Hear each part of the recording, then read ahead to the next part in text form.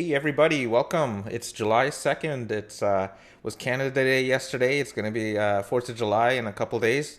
Happy Canada Day. Happy 4th of July to everybody. Welcome back to the show. Hey Kevin, how you doing today?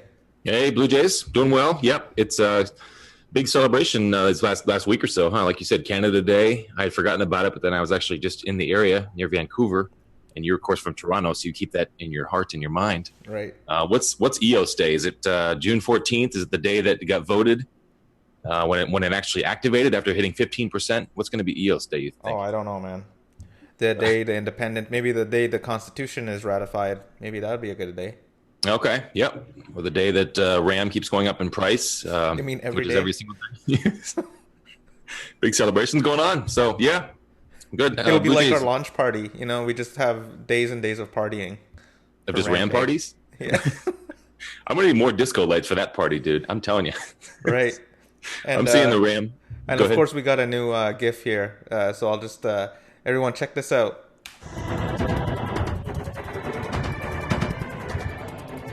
So it's basically I know you can't see it, Kevin, but it's Dan's face on Rambo, and he's shooting guns off. I just watched it on the YouTube. I pulled up the YouTube so I could see it, and it's so beautiful. It was beautiful. It's for our Ram talk, so that segment's coming on later. Oh, good, good. So yeah, thank you, Top K-pop. I'm sure is the genius behind that one. Yeah. Uh, it's beautiful. Well, and let's. So we'll talk about our guests for a moment. We have Lumios coming on shortly, and they're actually a new social network built on EOS where users can control their own data. Looking forward to hearing more from them. I think social networks, of course, it's a kind of a low-hanging fruit, I think, for a lot of people. They think of it, all those likes on Facebook could be monetized and everything else, all the posts. And then we have the EOS Venezuela is going to talk about how EOS can impact their country and what they're doing to help. Of course, Venezuela has seen a lot of issues with their economy, so a blockchain-based solution may be helpful. And then we're going to have that RAM panel discussion that you talked about. We're going to go over all the issues, the facts, talk about that block producer meeting from earlier today where Dan was on, and he dropped some gems. Yep. And then we'll have Mr. Cox coming on later. And of course, he has a new job, Mr. Cox. Oh yeah, New I'm looking company. forward to hearing more about his new job actually, and some more details about what he's going to be doing going forward. Yeah, and now he can fully express. I mean, I'm sure he was able to before because all of his opinions are his own, but I'm just looking forward to hearing kind of his thoughts on Dan's proposed constitution. I mean, those kind of facts, things that have kind of been pushed under the rug because of the RAM speculation and talk, but we'll have some talk about the new constitution stuff as well later tonight. Yeah, sounds good. Great show Good ahead. night. What was that? It sounds like a great show ahead. I'm really looking forward to this one. Yeah, it's going to be a good one. And we have here comes Lumios coming on shortly here, the new social media DApp that's coming up. Blue Jays, how much RAM do you hold currently? 5 gigs or so? No, not 5 gigs, man. I picked up some, but not anywhere near that. So Yeah, and that's kind of the question that folks have is should it be open to folks who want to speculate on the RAM? Is that healthy for the market? Is it healthy for the DApp developers who want to build with the RAM? All those kind of discussions we'll have later on that panel, and we'll have Rambo himself talking about it as well, shooting his guns. Hey, Ali, how are you? Hey, Ali, can you hear us okay? He's got the engineer's whiteboard behind him with all the scribblings and the calculations. It's good to see. There he is. hey, Hey, Ali, Ali, how you doing? How's it going, guys? your mic's a little low there, Ali. Yeah, a little hard to hear. Can you hear me now? A little better. That's better. Yep. How's it going? Hey, it's pretty good. This is our office, actually, downtown San Francisco. It's pretty cold today, but it's going really well. They're in San Francisco, Blue Jays. That's cool. Yeah, we like San Francisco. We were there just a couple weeks ago for the Tulip Conference, and we enjoyed the city. And of course, you guys have a lot going on. Can you tell us a little bit more about Lumios and about your guys' background? Yeah. So we actually first launched our Lumios.io website at the Tulip Conference a few weeks back in San Francisco. We've been working on this project for a few months now in quiet, and now that the EOS platform has launched, we decided to also start talking more about it. We're basically trying to fix some issues that are currently existing within the social networking and social media, mainly around and we wanted to build a scalable platform where users can provide some of their data and use it on the platform, but at the same time, once you're truly owning your data, then you can do a lot more with its privacy controls, and at the same time, you can sell some of it and monetize it. Basically, the main idea behind Lumios. So what we're doing is we're doing a poll-based social platform where users can ask a poll, and other users on the platform will be able to answer those and provide some of their social data while they're doing it, and mainly like their location or their gender or age, or even like college or employer. And when they do this, the person who created the question will be able to see a breakdown between, okay, yes, no. So some example of questions would be, which cryptocurrency should I invest in, Ethereum versus EOS? And people can answer these, and then at the end of the day, within 24 hours, people can actually start paying to view the results. We're building certain rooms within the mobile app. We're basically launching a mobile app. So and basically we're building specialized rooms for different kind of people. So we're whitelisting like crypto experts, so their opinion will be more valuable than just the regular users on the platform. So those kind of polls will be more valuable, and they can cost more than other polls on the platform. Polling itself is also sort of monetized. It's something I had not thought of, but opinions are becoming more and more valuable, it seems, now that we're able to easily access lots of opinions from all different backgrounds. And sort of polling is just the next feature, I guess you could say, just to be able to figure out what exactly the mass consensus was, or what the kind of sentiment was. And what else do you see? I mean, when we talk about controlling data, are we talking about private? So privacy on the blockchain, will there be like a centralized kind of a hybrid solution there? Yeah, so I come from the Ethereum background, but where I built multiple platforms, and I advised multiple blockchain companies on how to like architect their backend, and it was mostly hybrid because of Ethereum scalability issues. One of the reasons we decided to choose EOS was because we wanted to put everything on as much as we can on the chain immediately. So we don't want to go into the business of owning any data on a centralized server that we have, mainly so that we don't have to worry about like privacy or governments or GDPR or all that fun stuff, not so fun stuff, I guess. And instead use the blockchain and let the users use their permissions or their private keys as a way to encrypt their data and store it securely on the platform within their wallet. So just like you own your own EOS or any other tokens on your wallet, you'll also own your private data over there as well. And you can decide to share it with anyone by sharing a key that will unlock a certain amount of data. That's the way we control the privacy within our platform. And that's exactly like, that's one of the best ways for a platform to be fully decentralized and at the same time allow the users to own their data. We're actually working on filing a patent for a interesting algorithm that we came up with specifically around this encryption and exchanging of social data on a blockchain in exchange for cryptocurrency. So you kind of foresee there being a marketplace in Lumios where folks can sell their data to marketers and I guess chunk out which parts of data they'd like to share and which parts they would not like to share, obviously, right? Yeah. Okay, that's neat. There you go. You have either a third arm or someone who's magically moving that behind you. No, there's someone who was magically moving this behind me. So why did you move from Ethereum? The Bluejays, you're on mute right now. Go ahead. Oh. I was gonna say, why did you move from Ethereum? Yeah, so actually, like, just to give you a quick background. So I was a co-founder, lead engineer at BToken, which is an Ethereum-based blockchain ICO. It's pretty successful. And one of the main concerns that I saw is that we had to do most of the work off-chain, and we were not able to like scale the way we wanted to based on the Ethereum problems. In addition to gas costs, which was a little bit like kind of hindering us because we were planning to do like a zero fee platform. So one of the reasons we moved to EOS was because we wanted to put everything on chain from day one, but at the same time we wanted to be able to truly scale to 1 million users. Like if we realized that in order for blockchain to get mainstream adoption, it needs users, right? So we cannot launch something today on Ethereum with so many users, and we'll have to wait basically till like next year till they're like come up with their scalability solutions like Casper and sharding. So the timing worked well for us. We looked into other blockchains. EOS was the one who won most of the pros and cons analysis that we did, and timing was one of the factors that we looked into. And the fact that we were just starting with the inception of the idea earlier this year, it kind of matched up with the June release of mainnet for EOS, which is close enough to our mobile app launch next month.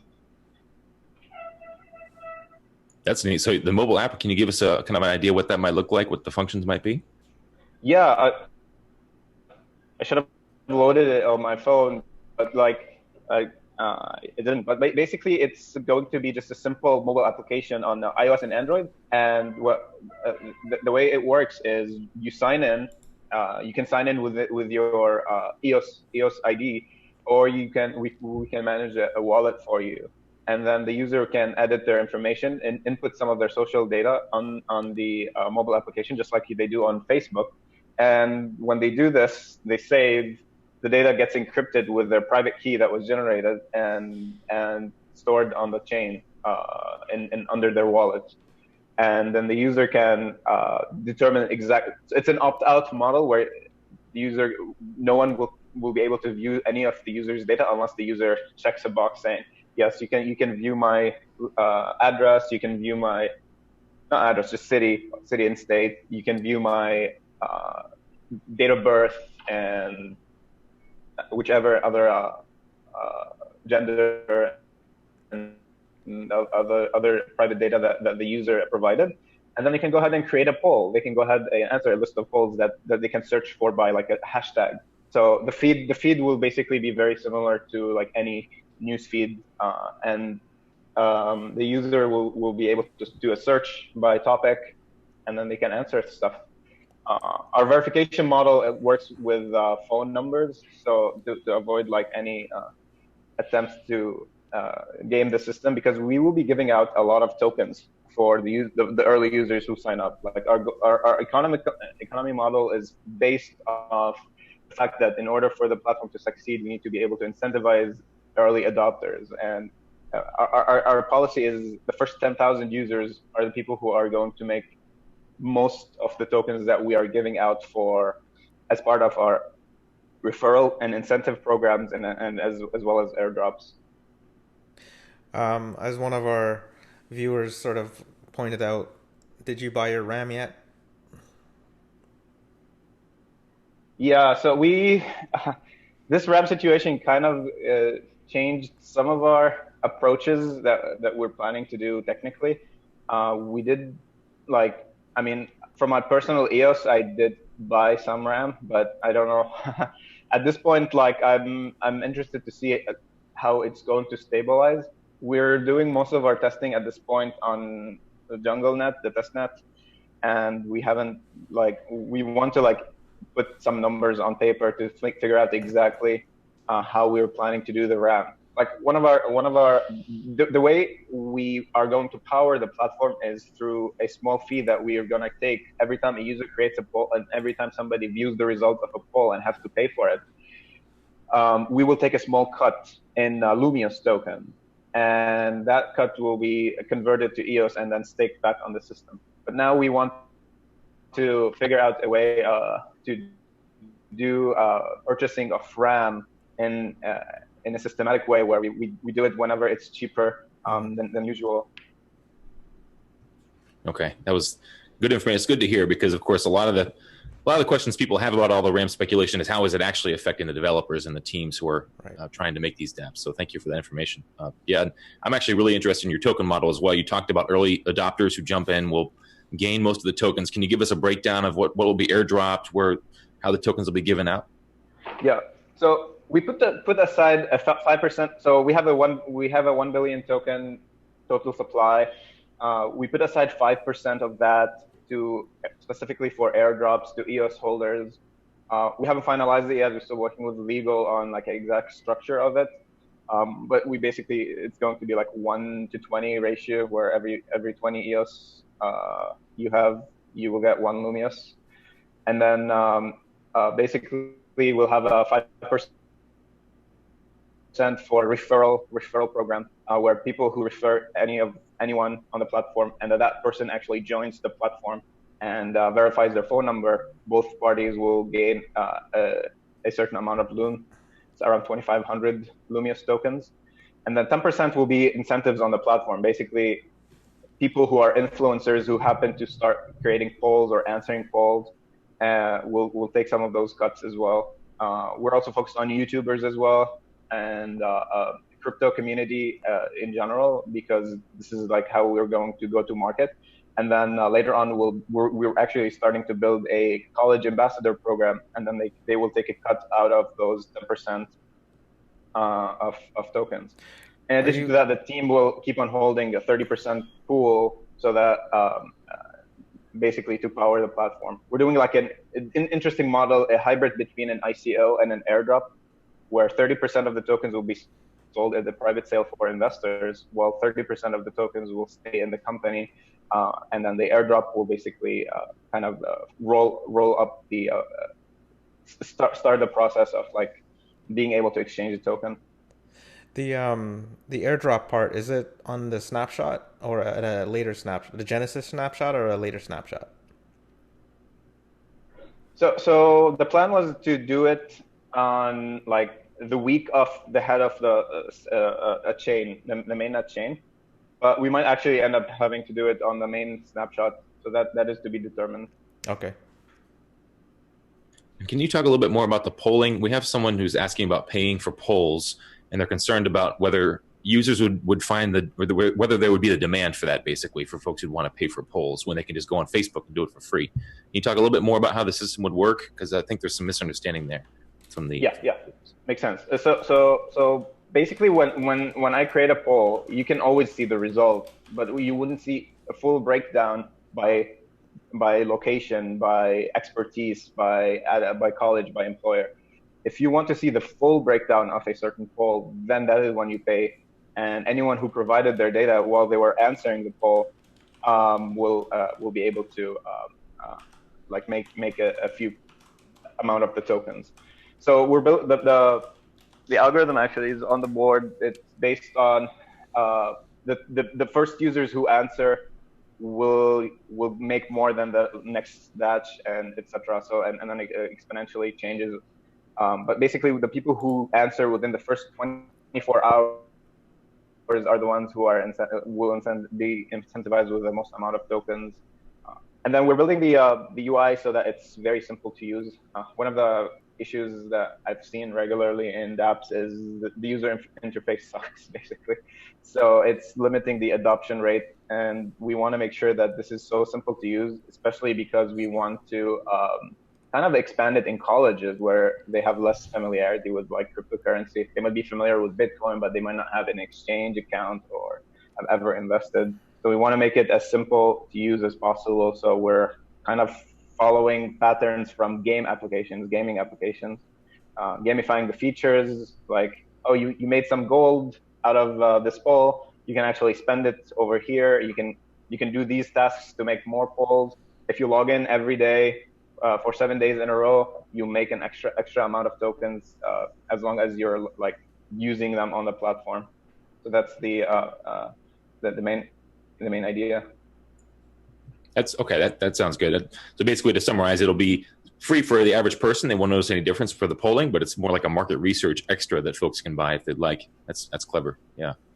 Makes sense. Okay. We're building like a very big database of all these questions over time, and we realize that once we hit the 10,000 user base, then these polls will be very valuable. Like the answers, that this database will be valuable for third parties to come in and start asking us to buy. We're also having like a 1-year plan, where after 1 year of all this data that we accumulate, we start running AI models to figure out patterns, to figure out ways to to like merge some of these information from multiple polls together and come up with some data that is very important and that actually is more valuable than just like the results of a single poll. So you wind up almost having a prediction market of sorts, right, from all the polls. I mean, it depends on what people are asking each other, I suppose, but you have opinions and also a prediction market perhaps, and all kinds. That's interesting. Data is oil, as Bluejays likes to say sometimes, nowadays.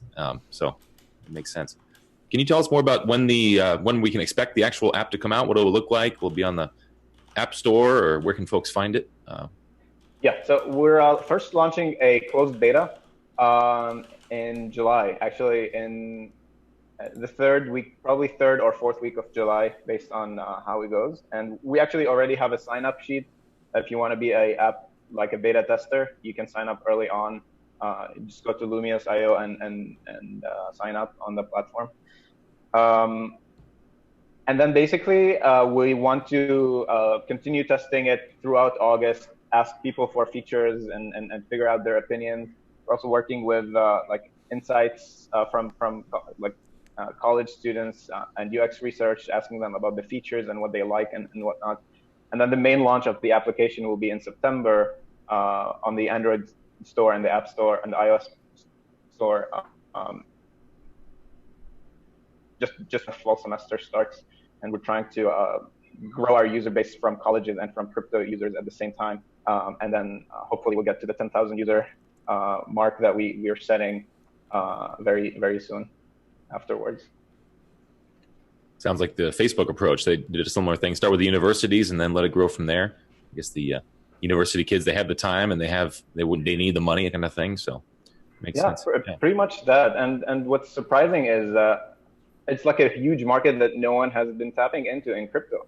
Like a lot of applications, no one is thinking of the students or colleges, and this is like a very good approach to start like teaching students about investing, at the same time having fun in a poll-based application that can be used in any interesting way, like which teacher I should go to, or where should I go for lunch. It can be something as simple as that. Yep, that's a big decision where to go for lunch, right? Especially when you're going out with a crew of people. So yeah, absolutely. Yeah. Well, cool. And in the meantime, where can folks keep up with Lumios? Like, where should they keep in contact with you guys so they can know more about the closed beta and what's happening? So you can join our Telegram, t.me/Lumios, Lumeos, or you can sign up on our platform at lumios.io. Again, it's like lumeos.io. And we always post on like our socials all the time. You can take insights about the team and whatnot. Just to give you like a quick, I think, and didn't have the chance like to talk much about the team, but we're all very experienced in crypto. We've been in the space for a while, and we kind of have been like studying it and all. We have a solid engineering team and a solid marketing team and legal team, which are like the three core of any crypto project these days. Our advisors are also great. We have like a wide variety from like finance to legal to marketing, but we just recently actually announced today the Kedar, he's the director of software engineering at Everpedia, joined us as an advisor to help us with like shaping up our airdrop model and a little bit with like the EOS blockchain backend. We met him a couple of weeks back at like Santa Monica, and it was an interesting meeting. We just started discussing about Everpedia's models and our model, and there was a big interest, so he decided to help us out, which is going to be great. Well, I wanted to thank you for coming on and spending the time with us. It was great. Thank you so much. Is there anything where you want people to keep up with you guys? Any Telegram chat? Any well, we already posted, actually. The Telegram's in the chat now, so folks can keep up with it. Yeah. But thank you. I mean, I had never heard of Lumios until recently. I think it was Todd reached out to me as well. So thank you guys for reaching out and coming on, and kind of looking forward to what happens next with you guys. Sounds like an interesting project. Awesome. Thank you very much. Yeah. Thanks, man. Thanks. Yeah, Lumios. Had you heard of Lumios Bluejays? Were you aware of the project? No, I was not. I mean, one of the reasons I like to do this show is because we get to hear about everybody's project, and for the ones that slip through the cracks, the ones you don't hear, we get to hear them and speak to them and ask them questions, and we become quite knowledgeable about the EOS community, don't we, Kev? Yeah, yeah, and actually they were at Tulip as well. I mean, there were so many projects there and so many folks. Unfortunately, it sounds like we missed them, but they've Jake was talking about how they were at Tulip as well. Okay. And those conferences are a lot of fun, but man, there's a lot of activity at the same time, and you're so busy shaking hands, kissing babies, But I'm looking forward to more from Lumios, and that's the thing with, it's hard to sort of get through the noise, cut through the noise, right? And it is kind of fun to sit down with, especially with something like Ali. He's the CEO of the group, and he's got a lot of experience. It sounds like worked with Google in the past, and I think Amazon. It said on his bio, So it's fun to see someone like him come on and hear from him directly, and kind of hear his vision for the whole project. So Thank you, Ali, for coming on. Definitely, yeah. Let's EOS Venezuela is coming on soon here, Blue Jays. When's the last time you were down in Venezuela? Well, I mean, I was originally born in the Caribbean, so actually I've been there in Caracas, Venezuela, the capital of Venezuela. So when I was a kid, though, very interesting country. I remember being up in the mountains and grabbing raspberries and stuff. So up in the mountains, it gets pretty cold. So this is not quite as tropical as we necessarily think. I don't recall it being as tropical. Well, obviously, when you're up in the mountains, the air is a lot thinner and it's a lot colder. So, no, I'm not a pirate. I did not. Blue Jays is a pirate confirmed, says Jan Galeese. Jack Sparrow, a.k.a. Blue Jays. You're not quite as cool as Jack Sparrow, man. You got some work to do there. Yeah, I do. I got to grow a mustache and a bandana and all that. Put on some eye makeup, maybe. Yeah. All right, Alberto. Hey, there he is. Thank you for joining us. Hello. Thank you. How are you? Doing well. Yeah, welcome to the show. Thank you for having me. We are very excited about this. Hi, Alberto. Hi, how are you, Blue Jay? Doing well, man. Yourself? Good, good, good. Just listening to your show before coming in. Okay. Anyone else joining you, or are you? No, I'm alone here because our team is all decentralized. Okay. We are a team that we have worked together, or we know each other from being an online community. So we are all spread. We are a few in Venezuela, currently in Argentina, we have another one in Panama and another one in England. So we are working all from like different parts of the world, just trying to help one that is our home.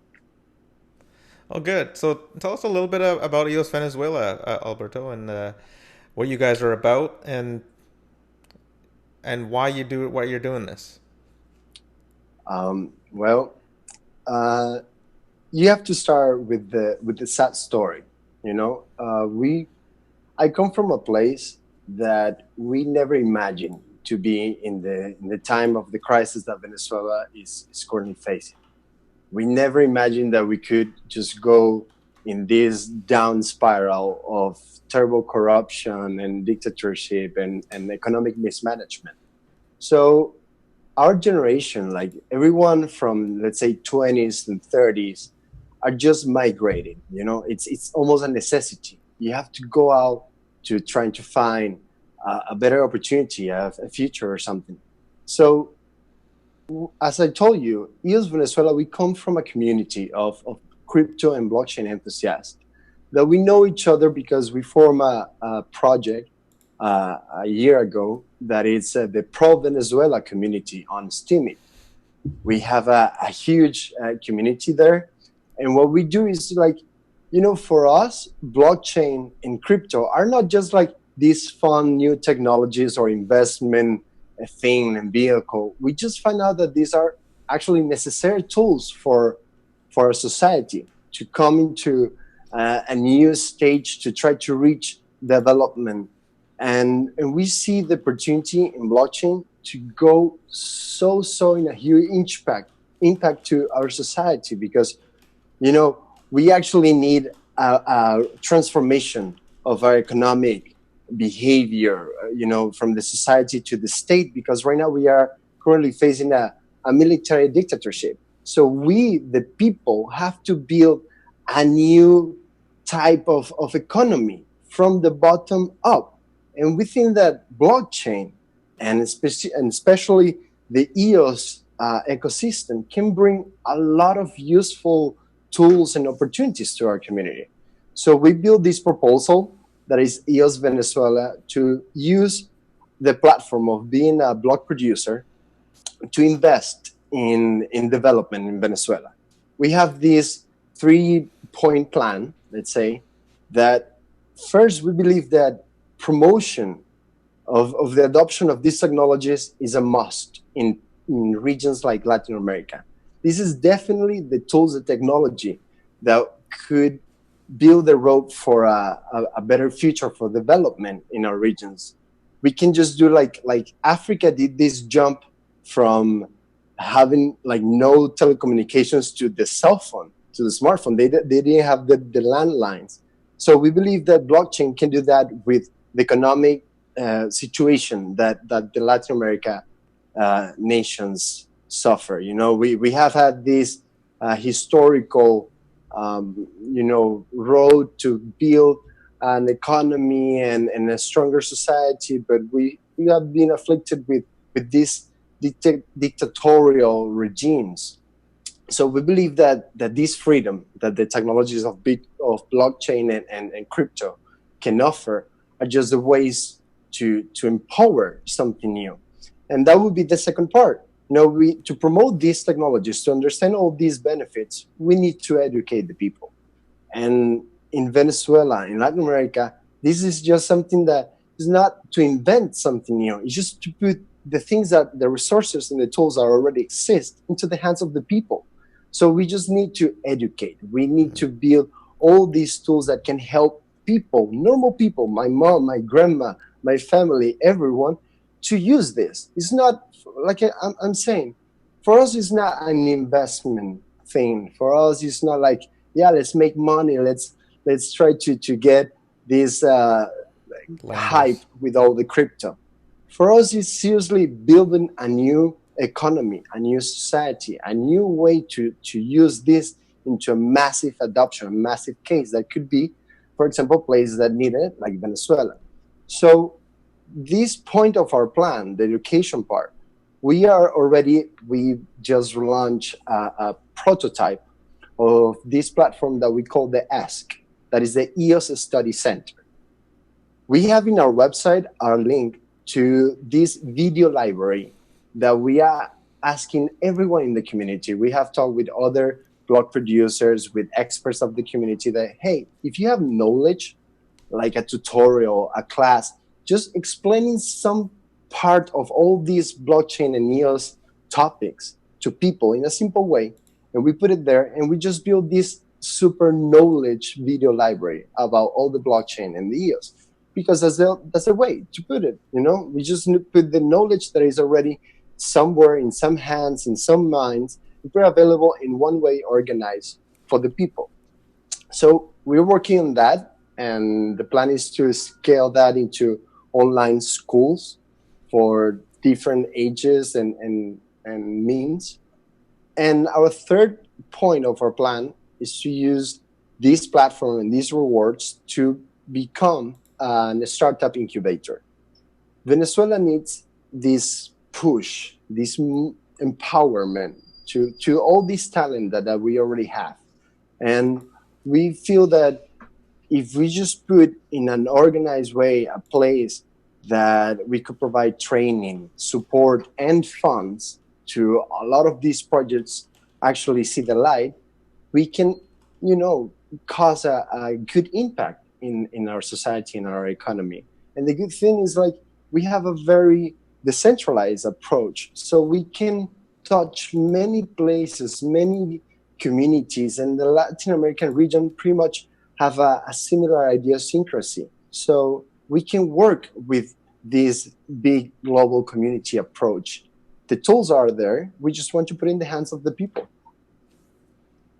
That's, these are some of the most exciting interviews to me, really. Folks who need blockchain, folks who need the technology, and it'll transform their economy and their society. To me, that is what is most exciting about this. So thank you for coming on, Alberto. This is great. Can you just thank you so much. Can you describe just a little further, when we talk about the dictatorship and the average citizen, how do you foresee the education? Like, how do you get grandma into a blockchain-based app? How do you help her secure her funds so that she can get involved in blockchain? Well, this is the thing. I actually have that experience in my family. Venezuela has the government has a control over our economy for over a decade.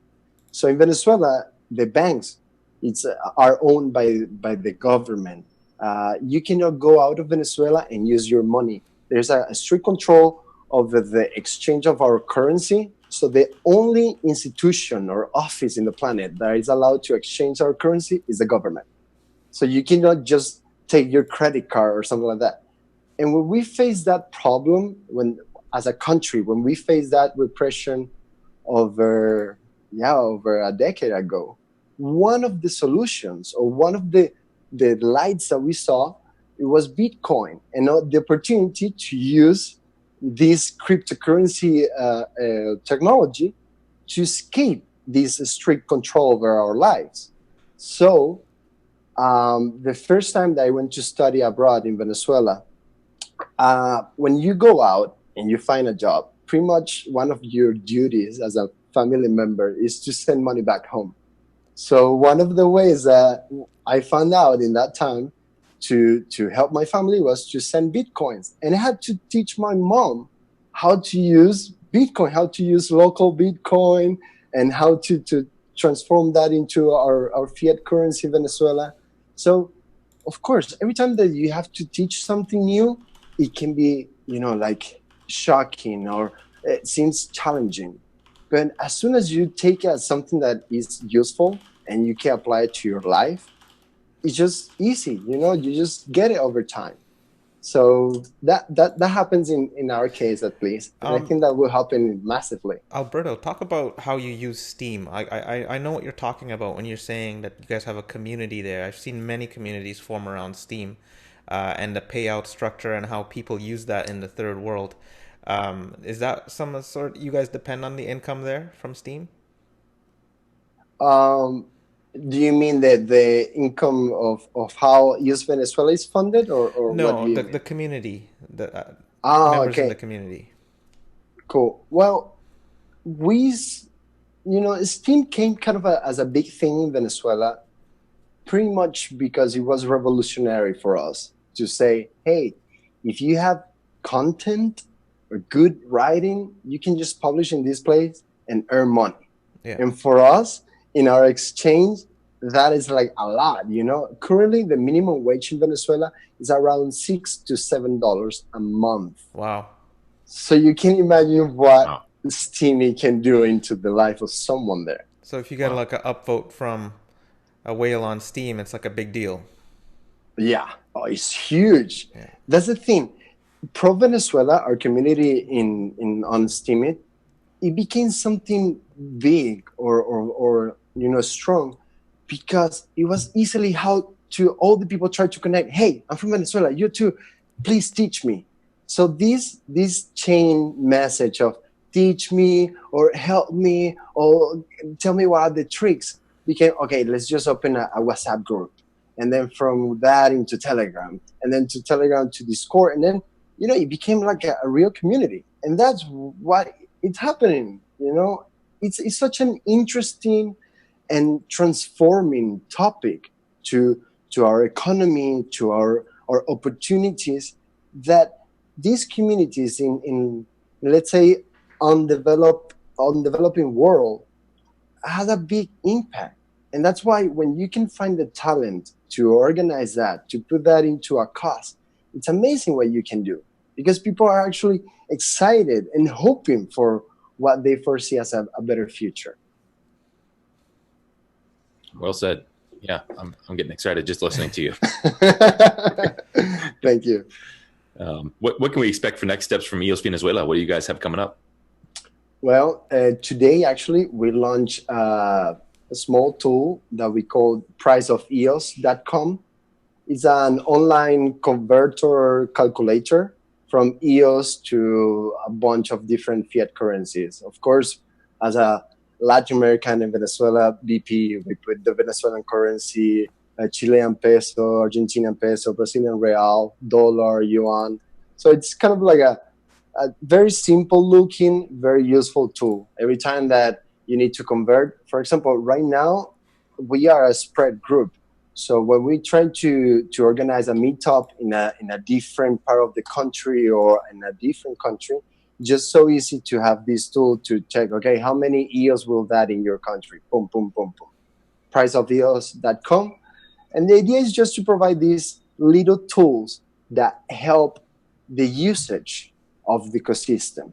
You know, every time that if I say that I want to start to have people in Venezuela using EOS because either they are a project that we start to promote and fund, or is a subcontractor, or we want to work, for example, right now we are in talks with 2 foundations in Venezuela that through them we want to open a scholarship for young people to study how to learn code. Mm-hmm. So the idea is to put the EOS token and the blockchain ecosystem into the normal life. So the idea is just to make these people use it and adopt it and see the benefit of it. So we need to provide this little ecosystem around them, you know, tools like how to calculate that easily, how to exchange that into the Bolivar. So right now we're working in all that set of tools that make this a more adoptable, a more easier technology to understand and to use. So our main focus are these little things, and of course the ESC, the EOS Study Center. We need to provide education. We need a lot of people to understand these and just stop thinking that it's just for the geek people or the very wise programmers. This is something that we can use, that we can do a lot of it with it.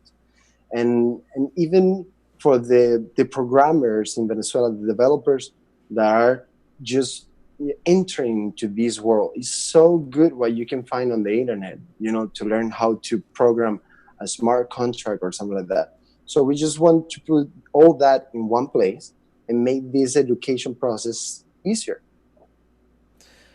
Alberto, where can people keep up with you guys? Thanks for telling us about yourselves, and let us know how we can get more involved. And absolutely, I just wanted to say welcome to the community, and if we can help you get in contact or refer you to anybody that you need help from, just let us know. Thank you so much. Our website is eosvenezuela.io. Okay. And there you will see all our links to our social channels, Twitter, Steemit, Telegram, Facebook, all that. We are an active community. And right now, if I could ask for help from anyone, if you're an expert on something about EOS or about blockchain, just make a class or a tutorial about this, put it on YouTube, and send that link to us so we can put your YouTube video on our library. And of course, we give you proper credit saying that this video was made by you and everything. And it's just to help to build this super library of knowledge for free and for everyone. Okay. Thank you so much. Great. Thanks for coming on, man. It was a pleasure. Thank you, Alberto. Thank you. It was a pleasure to be here. Thank you. Thanks. Wow, that was fun. And you can sign off when you want, Alberto, and yeah, we look forward to hearing more from you guys and learning how EOS turns around Venezuela and helps all the economy and everybody else. It's going to be fun watching you guys work. So appreciate it. Thank you. And here comes the RAM block producer discussion panel coming in here. There's Steve and Luke Stokes. A lot of folks. So Luke Stokes is from EOS DAC. Steve Floyd is from EOS Tribe. We have Josh Kaufman, of course, from EOS Canada. Luke made it. Everybody's here. And I think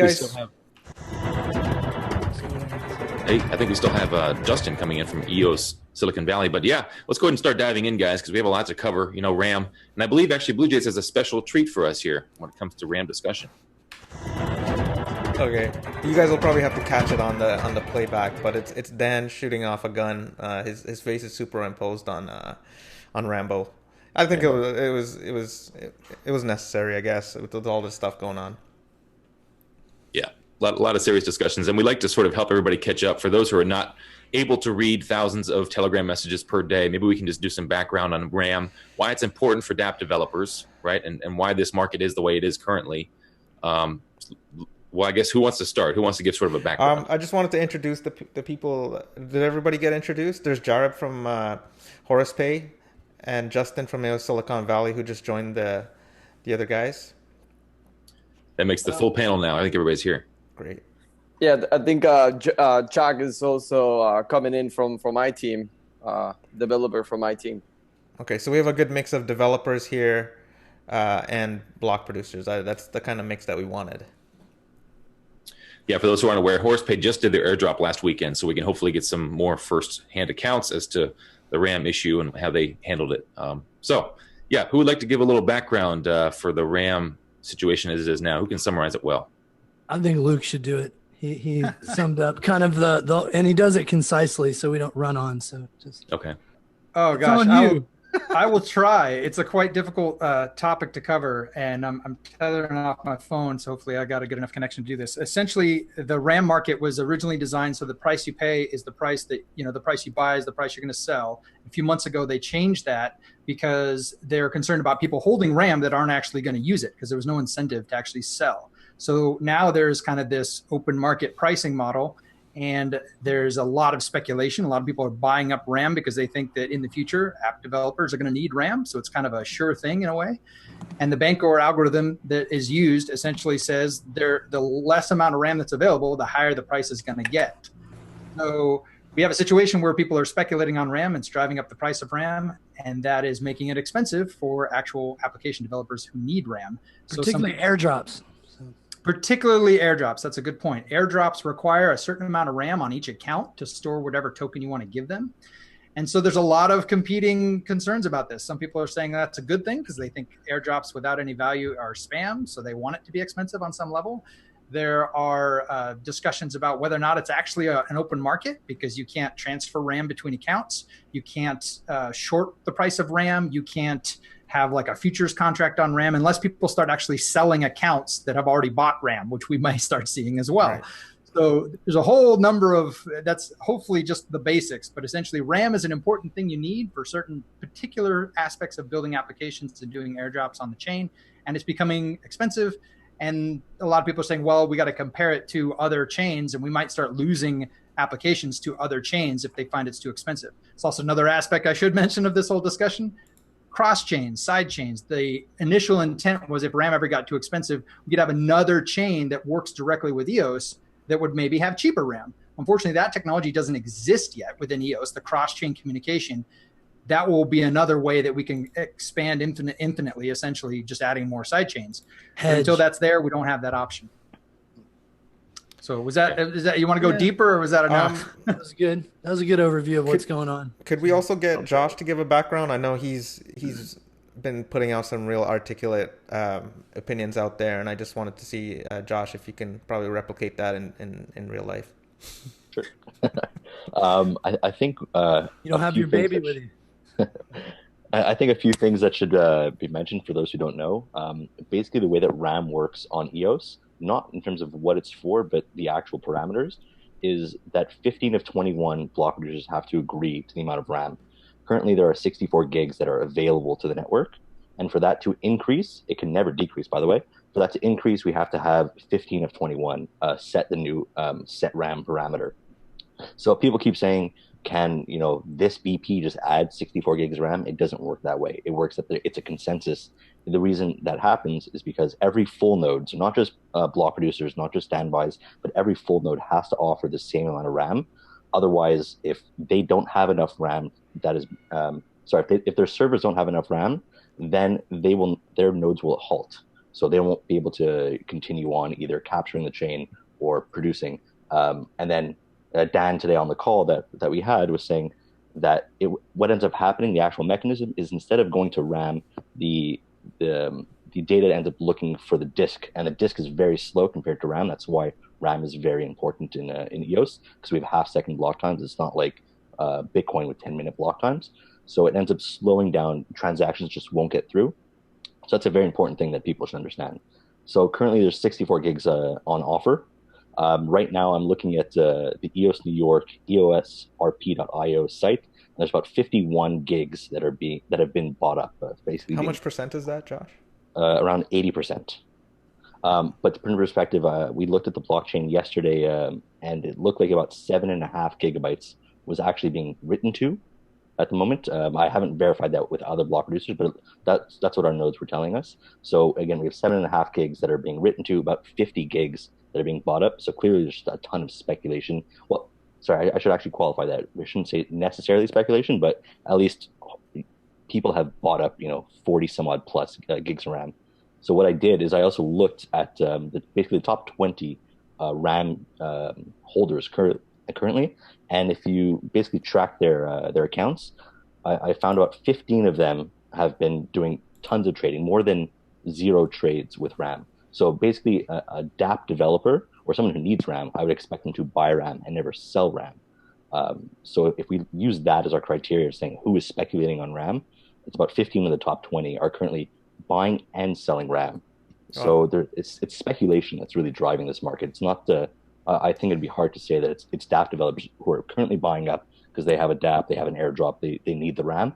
It's speculators who are really, really driving this price. So the hard part in terms of just adding RAM, people saying, let's just add 32 gigs of RAM, despite the technical limits or issues you might see, we would just be encouraging speculation. That's my problem with this is that this breaks the whole promise that we made, that if this is in fact like block producers who are doing some of this, we sold this whole thing of like, we need to look out for the interests of DApp developers and fledgling developers who are trying to get out their product or their new DApp, and we should deliver on that promise. And we've turned it into a speculative market. Like, it doesn't look good. Let's go back to the technical drawbacks, though. So you're saying that even if many of the BPs wanted to upgrade, it still wouldn't be feasible until everyone did the upgrade in the top, all the full nodes and all the top 21 producing block producers. Well, I'll add the actual caveat there. So there's currently roughly around 7.5 gigs of RAM being utilized. So if I have a node that offers 8 gigs of RAM, even though we've set it up to offer 64 gigs as a community, my node will continue producing until more than my 8 gigs of RAM gets written to. So if suddenly someone with their 3 gigs of RAM that they've purchased decides to write, garbage information into their RAM, that would actually halt my node. So it actually becomes a bit of an attack vector that opens up if you don't offer enough RAM. So it's a matter of, if BPs want to make sure they'll continue producing and their nodes won't halt, they need to offer up the amount of RAM that we've all agreed to. So Josh, for point of clarification, would it actually halt the node, or would it just take longer and more CPU and bandwidth, or actually more CPU to process the transaction? From what I've been told, because it would take so much that it would effectively halt it. The node itself wouldn't shut down, but transactions, if 1,000 transactions are there, only a few would get through, just because it would be going to disk so often that basically what you're producing and what someone else expects you to produce would be two very different things. So. Yeah. Another point too that I think is interesting, I just on this call just ran the command to see how much the EOS fees account has. It's over 239,000 EOS. And that's just from the 0.5% on the buy and the sell, apparently. So that to me just demonstrates there's a lot of trading going on. Wow. Which was part of the design, of course, make the EOS currency, or make EOS itself deflationary, I guess, to help burn that EOS that's being paid to block producers, which is why that fee was included. And also, so we heard from Lumios earlier, they're building a social network DApp, right? And they've been building on the Crypto Alliance testnet, and they were just talking about how the RAM speculation has actually impacted the way they're going to deploy. And so I'd like to hear a little bit more from Jareb and Jack over there about their kind of future thoughts as a DApp building company. Not just the airdrop, but looking forward. How are you guys handling this situation? So at this point, it's a little difficult for us to anticipate how much RAM we're going to consume with our application. So it is, it is painful, sort of like looking at the RAM going up so high and not knowing, you know, what the future holds. So and then the one of the biggest pain points for us is not having the ability to delegate RAM at a certain point. And maybe Jack could help me explain this better. But when we were doing the airdrop, EOS is so amazing and so fast that we were consuming the RAM faster than we were anticipating. And then even though we had calculated the 38 megabytes that everybody calculated initially, and we had even a little bit more of that, we sort of freak out thinking, oh, maybe the memo that we put is consuming or something. So we bought more in you know, and then that sort of impacted us economically, because then we were like, if now that all this RAM that we have, that we bought more, we don't need it, then we dump it, we lose money. Because we announced that we were doing the airdrop, RAM like went up a little bit, like 20 cents per dollar, maybe sort of all that speculation driven, like, oh, there's an airdrop going on, so they would need more RAM, and you know, it went up a little bit during those hours. So it kind of worked against us. So Jack, can you talk a little bit about your stance and the difficulties that you see? Well, I think the first thing you're talking about there is the airdrops, and the fact that if you had RAM before, then you were able to do an airdrop. But you know, if you're waiting like a month later on, you might not be able to afford to do an airdrop because the price of RAM just goes up so high. So are people, I mean, as a DApp developer, you're thinking, oh, do I need to buy RAM right now and hold it? Because otherwise, if I don't do this right now, in the future, it'll be impossible for me to be, you know, do an airdrop or to fund my own DApp. I think that's what you're talking about. Correct. And then, and then the other factor is not knowing how much RAM the application is going to consume, and not being able to delegate RAM at a certain point is also painful. Like the idea of like our application is at a peak point that it needs more RAM, and then I don't have the ability to jump in one account and delegate RAM to that account that is running the application. Yeah, I think that touches on a different issue where when you stake your EOS, you know, you have that 3-day unstaking until you can use it. Now, if you're running a DApp and all of a sudden you need RAM like right away for your DApp, you know, and your EOS is staked, because you kind of want to stake your EOS because you don't want someone to get your keys and then be able to move your EOS immediately. So you want that protection. But now, like, oh, your DApp needs RAM right away, but your EOS is staked for protection. You know, you're kind of, you know, you're stuck. And I think that's what you mean by delegating RAM back and forth. Correct. Yes, you got it. So those are just a few issues that we ran into, we're seeing arise right now. Jack, Right. while talking to you, sorry, go ahead, Luke. I was just going to mention one of the solutions for that, and we're going to probably see a lot more of this, is the use of multi-sig transactions. And what those are is like a contract that takes multiple signatures in order to have it happen. So one thing that we're recommending we're going to be doing for our token for EOS Stack, what we launched, is that we're going to have control over that token contract be managed by all of our 12 custodians that are voted in by the token holders. And these are things that I think we're going to encourage a lot more applications and airdrops to do the same thing, where when there's something that can be controlled, such as an account where you have your liquid funds, it'd be really, really a good idea to have a multi-signature control of that account. Another thing that's interesting too, a lot of the arguments I hear in this discussion is that application developers will not use EOS if it gets too high.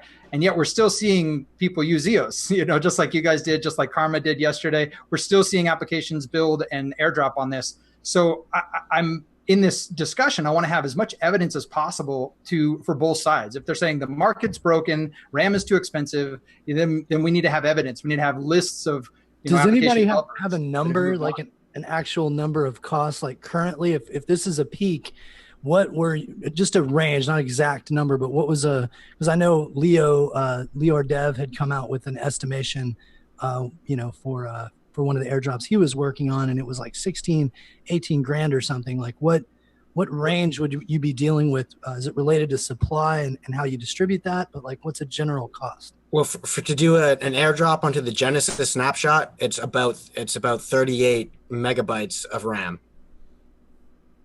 So what does that translate to, like in the current market versus maybe where it was? Like just some rough costs for the audience. Since RAM has gone to the moon, it's like, I think it may have went from like 600 EOS to like 10,000 EOS or something ridiculous. So that would be in terms of dollars, roughly at pricing it at $3 to round it up, $114,000. Okay, well, I don't think the typical dApp developer, to kind of counter Luke's point, I don't think the typical dApp developer out there has $100,000 to throw down. I mean, they're trying to do it to sell funds, so it's kind of self-defeating. I know that Dan on the call today had said that, he recommends increasing RAM at 20%, and a lot of information about side chains. And then you hear David, from EOS 42 and other people aggressively saying, no, we're moving to try to increase the RAM supply and rally for this through referendum or just the unanimous vote. I mean, I would lean towards increasing the RAM and balancing this, maybe away from what Dan is saying, but maybe other people here have a different take. I don't know. That's kind of why I came into this debate, was to hear these different viewpoints. Another thing too to keep in mind is if you do an airdrop of a token, from my understanding, once that account transfers that token in any way, they now take responsibility for that RAM, and the RAM gets refunded back to the person who initially set it up. So that's another thing to be thinking about for application developers. They may have a high upfront cost. And on the call today, Dan was like comparing it to Tesla. It's like the first model is really expensive, and we're not, weeks into this, we're not really concerned about commoditizing and making it available to everyday person. This is really alpha software at this point. It's barely beta. We're just now getting it figured out. So we have to think about that in terms of who are the intended audiences of EOS the chain right now before we have side chains. And it may be not for everyone, just an idea. I completely agree with you. I think that we want to, an airdrop is it takes a lot of resources, and probably not the same resources that an application would, because you're making so many transactions at one time. And then if, for those that decide to go to do an airdrop, those applications that decide to do an airdrop, my personal opinion is what I want on the chain is the good quality projects that have the resources to not only do the airdrop, but also deliver on their promises, and not just for us to end up with a bunch of tokens that are useless. We don't want that on our network. We want the good quality projects. So I know it's kind of painful to say, but I think the entry barrier is sort of working on our favor, because we don't want to cloud the good projects that are out there that have the resources to drive. Why would a good project want to be on this main chain? So let's say you have an option B. Why do you want to be on this chain? It's actually quicker now to interact with the chain. So once we move from a single net to having side chains, a transaction between the main net and the side chain apparently is around 10 times longer. Wow. There's 10 times more to that transaction. But once you have finality of 1 second, we're looking at 1 second to 10 seconds, and I'm sure they'll optimize that eventually as well, so to get even quicker. So it's more just about speed of usage and calling up the action and the information. And Dan used something. Okay, thanks for that, Josh. Dan used he said apps that are tightly integrated together. Did you guys pick up on that in the call this morning? Well, I think are you talking about where he was saying that, it's dApps should be basically optimizing their RAM? No, on the main chain, that you want to be on the main chain. If a couple apps are on the main chain, they're tightly integrated. If that's your need, to be tightly integrated with another app on the main chain. Otherwise, you could use a side chain. Is that how you guys took it as well? Yeah. So let's say you have an app that does, I don't know, payment processing, let's say, and then you have another app that someone might use to take funds. It's an exchange. And like a lot of people go from that payment processor to that exchange, then they might want to be on the same chain. It speeds up the user experience for those. But if I have an app that, I've Monster EOS, and it doesn't really have to communicate with any other app, it doesn't need to be on the same chain, because that little delay in transaction time is not going to affect the user experience. I think an important part of this discussion too is that we have to make, well, we're being called to make decisions on what exists today. You know, the cross-chain communication that was asked on the call, when that would happen, and it was essentially still being spec'd out, still being designed. And he said it like this year. So that's a really big piece of information for us to say we may be on this one chain for quite some time. It was my takeaway from that comment. And based on that, we have to have a RAM solution that is reasonable for the community, and that's where we have to figure this stuff out. There's a lot of people very upset with the price of RAM, and then I heard a couple of people say the price of RAM is cheap. You know, they're thinking long term. They're thinking about how many applications they're going to want to build on EOS, because it's one of the few contract-based blockchains that has free transactions essentially. If you stake enough CPU and bandwidth, we have a lot of great things going for us, but we have to decide, where do we fit in the marketplace? Are we being reasonable with our costs or not? Also, too, another point that hasn't been mentioned yet, the cost to onboard a user is another aspect of this for an application developer, and that's a one-time cost. So some people might get really upset if they're like, oh man, it costs $100 just to create an account and give them the bare amount of CPU and bandwidth and maybe RAM in order to function, but that is a one-time cost. If they already have an EOS account, then that cost is zero. Yeah, I just did a check before, and it looks like it's at $11.26 per account at the moment.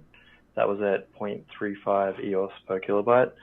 But yeah, if it does continue to go up, and even at that rate, it is a bit high for especially the third world, where people might not be able to afford that amount. Yeah, and another thing I just wanted to touch back in terms of optimizing RAM. Horace Pay said before, it's about 38 megs to airdrop to the entire Genesis snapshot. If we look at things like what EOS Stack did, where they did their airdrop to anyone above 100 EOS, and then everyone below that could then register with them. So that's a way of optimizing how much RAM you need. So instead of sending out to every single account, especially with the Genesis accounts, people have this gibberish account with 12 letters that no one can read. They made a new account, transferred their EOS over, and now they might have they might have dust in an account that we're airdropping to. Whether the airdrop is dust or 1,000 EOS, it's still a transaction. It still takes the same amount of RAM roughly. So if people start optimizing and airdropping in a way that makes more sense, it might make sense. You might not take 38 megs. It might take 50, 20. A combination of optimizing your actual DAP for the RAM and optimizing the actual airdrop itself might be a fix, along with some of the things that BPs are already talking about. Yes, it'll be super interesting. It'll be super interesting to hear from Horace Pay how many users kept their Horace Pay tokens in their account that they were airdropped to, or how many have moved out of that, because that'll give us a great number, a week from now, a month from now, in terms of how much RAM gets freed up for them. And maybe a week from now, they can sell back 30 of their megabytes of RAM. We have no idea. So it might be an incurred capital cost for a week, for a month. There might be a period of time you might be able to say, hey, the community is actually reacting to receiving airdrops within X amount of time. Then you get your RAM back. We just don't know. The problem is that we just don't have the data yet. And that's what I echo what Luke is saying. We just need more time to understand all of this. Before Horace Pay responds, I know, Jack, you and me had this conversation. Are there alternative ways to also airdrop as well? You could use the claim all function, which doesn't use as much RAM. Jack, can you go through what we talked about? Well, I think that was what Leo mentioned in one of his Steemit posts. But before I even get there, I think this is good to talk about now, because we're still looking at it's 38 megs for the Genesis snapshot. But 3 months from now, there's going to be a lot more accounts, and you're probably not going to just keep wanting to drop to the Genesis snapshot. You'll take a snapshot of 1,000, 100,000 more accounts in the future. So airdrops in the future using the same method that we're using right now, that could be, double the RAM cost with the methods that we're using right now.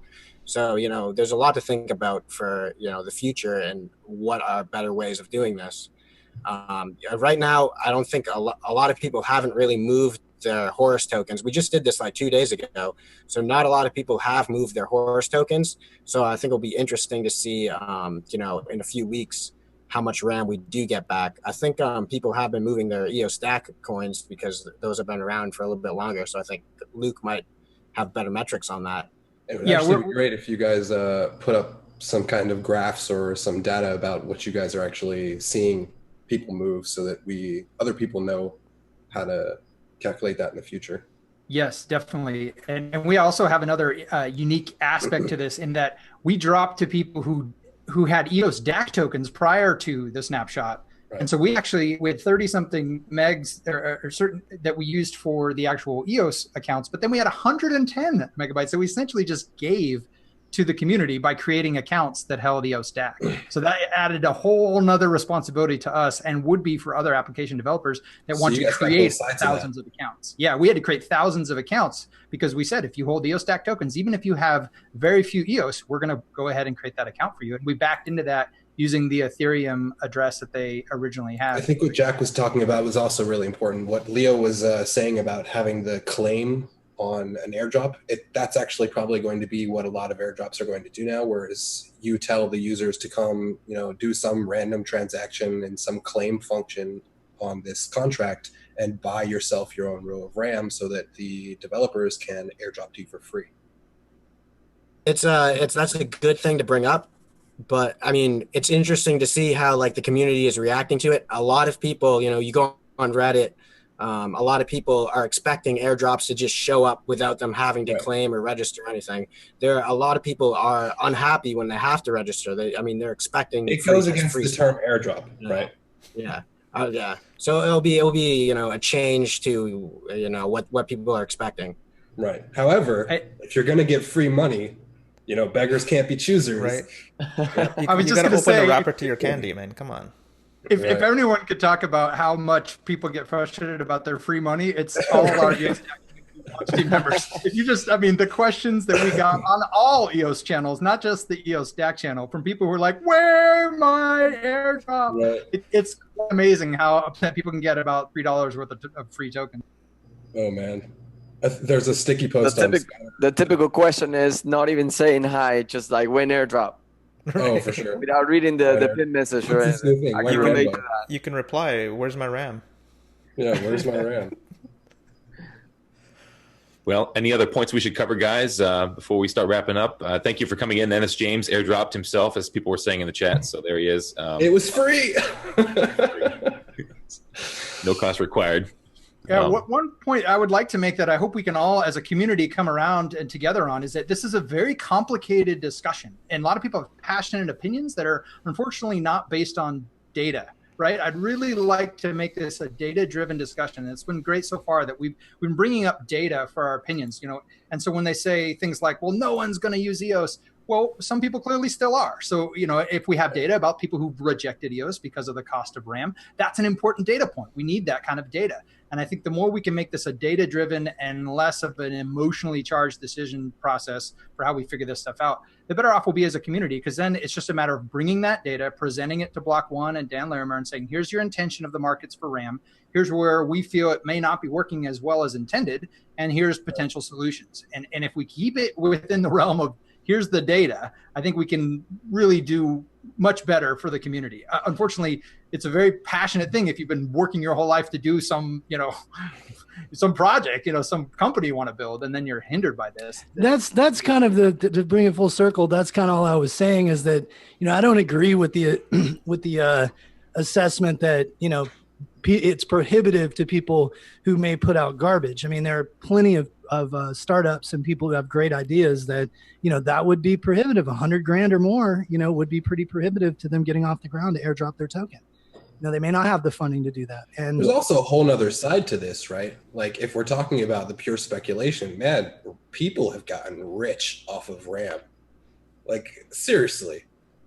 Did you guys see that the guy who stole some of the tokens, like from one of the accounts that Controlling Hand found and the Valor Fund that we're working on, had actually took that money and went and speculated on RAM and turned what was it, like 65K into like $500,000? I may be wrong on that. Don't quote me. But it was like totally insane. Like that's chaos. Like that is.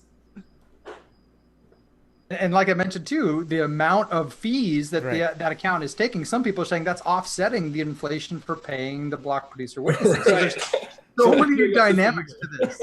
So Luke, what you're saying is that 1%, is that already done? 1% of the fees from RAM trading is already paying for block producer pay? 5%.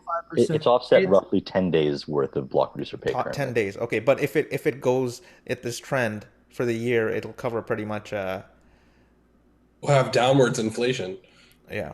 Well, I want to be careful because I don't know what that account's going to be used for. They're not burned, so I mean, what's going to happen with the EOS RAM fees account? I don't know. We'll probably figure that out in the Constitution or the referendum. Yeah. Theoretically, they're under the purview of the worker proposal system, from what I've discussed with Dan. But I mean, there's 4% going into that as well. This money will not be able to be spent. So that is another interesting point: is will there be in the future, because we're so early and we don't have all of the information yet? Will there be a worker proposal fund which only funds airdrops? I mean, we still have to peg a year for that, though. Yeah. We still have to peg ourselves to other competitors and chains, though, to some extent. And I agree with Luke that we need data before, I mean, any of us start jumping on one side or the other. Like, let's have hard data and start to analyze this stuff. But I still think it's probably a good idea to compare, like, well, what does it cost on this chain? What does it cost on this chain? And if ours is astronomical, I mean, straight up, like, entrepreneurs are not going to be jumping on this chain. And that is a disservice to what we were trying to build. It makes them think about it. It makes them think about their plan and their business plan more. Right. And you always use a blockchain for what it's for. If you're going to do an ICO, you're probably better off doing it on Ethereum. If you're going to use something which you need high transaction throughput, then you probably want to use Absolutely. But Luke, what did it cost to do a general range of like gas fees on Ethereum versus what it would cost? You get that back essentially. Oh gosh, yeah, it was expensive. Yeah, as far because we did 2 airdrops. We did an airdrop on Ethereum, and then we did an airdrop on EOS. And Rob would be able to talk to that better. I knew at one point how much Ethereum it was. It was a lot, and we were all like, "Holy moly!" I was just saying a general range, not like an exact number. 30 Ethereum. I read that EOS stack took. Yeah, that sounds about right. Yeah, it's yeah. Well, this has been, I mean, I've enjoyed this panel discussion, guys. You guys did a good job of keeping it mostly objective about the facts and about the concerns, and that's excellent. You know, speculation is a lot of fun, but it doesn't always help. So I think we have going forward, what are some of the action points you guys believe, you know, what needs to kind of happen next? I guess that would start getting speculative really quick. But well, I got an idea, and I submitted this to our team, and we were willing to put this forward. One of the data points we could have is start doing that inflation, that 20% annual inflation right now. And we just say, hey, block producers, here's a multi-sig transaction. I think it's 0.24 kilobytes or an increase, you know, just a weekly increase, whatever that, or it's probably 0.24 megs. Sorry, might be gigs. Whatever it is. Yes, thank you. 240 megs. 240 megs could be added right now today. And we could start doing that every Monday until that system contract that Dan talked about on the call today is implemented, which would take a referendum. You know, everyone would have to agree because that's a change in the system contract. It's not a bug fix. So there are things we could do right now to start gaining that data to say, okay, we're doing your 20% and look, it's having no impact, let's say, on the market. So maybe that's not the solution we want. Like, we have to start doing things to combat these, you know, ideas to see whether or not they work and collect some data to see if they do. My opinion on adding more RAM to the network is like, when you're in a bull market, the bull is going to absorb all the RAM that you throw at it, and it's just going to become more expensive for the BPs to run the network. Then it may not be a practical solution. You could end up and that's why I think Dan was saying just doing it slowly over time was his recommendation. 20% over the year, every week, distribute, and that's essentially what he said. Keep going infinitely. You'd have to do that forever at some point. If you keep up with, if Moore's law can make it happen, then. But those are one of the things that where we've been given from my perspective, we've been given a solution from BLOCK.ONE via Dan. And I'm thinking, let's at least try that. And we could say, look, that didn't do anything, or wow, that's actually doing something. But either way, if that's our solution as block producers, we could say, okay, we could try that. Did it help? Did it make a difference? Did it impact anyone's decision to use EOS or not? I think that data-driven approach, the majority of BPs in the top 30 are totally with. Like, let's get hard numbers and not jump the shark either way. So. Yeah, I think Luke had a really good point this afternoon when we were talking about this, was that on Steam, people keep saying, hey, if we don't fix this, everyone's going to go somewhere else. No one went anywhere else. People stayed on Steam. It didn't cause people to jump ship. And I think we'll fix this. We'll work something out, but I don't foresee people just, leaving EOS because of this.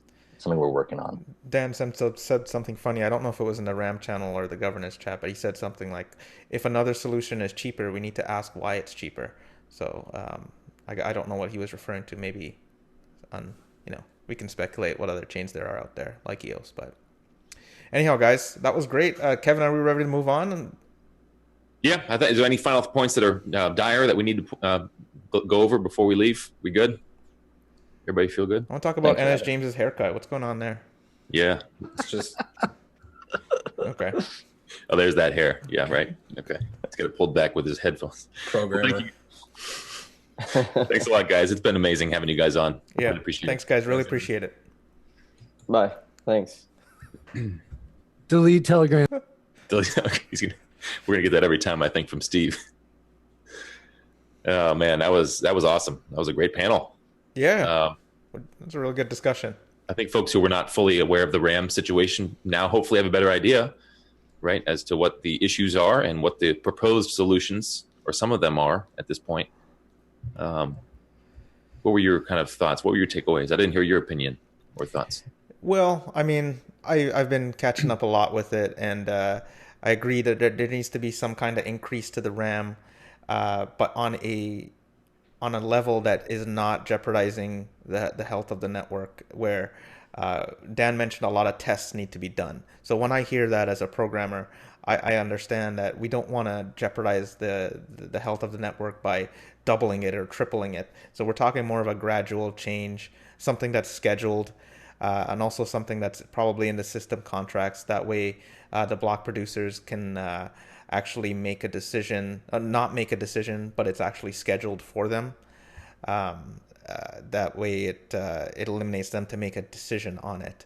So those were the kind of things that I liked about the proposed solution that Dan Larimer was talking about. I believe you guys can look at it on the EMLG call that happened this morning. So if anybody is interested, you can go take a look at that video. Yeah, we'll put up the link in the chat to that video. And basically, Dan, so the block producers have that call. Every so often they get together and make decisions and discuss points that need to be addressed.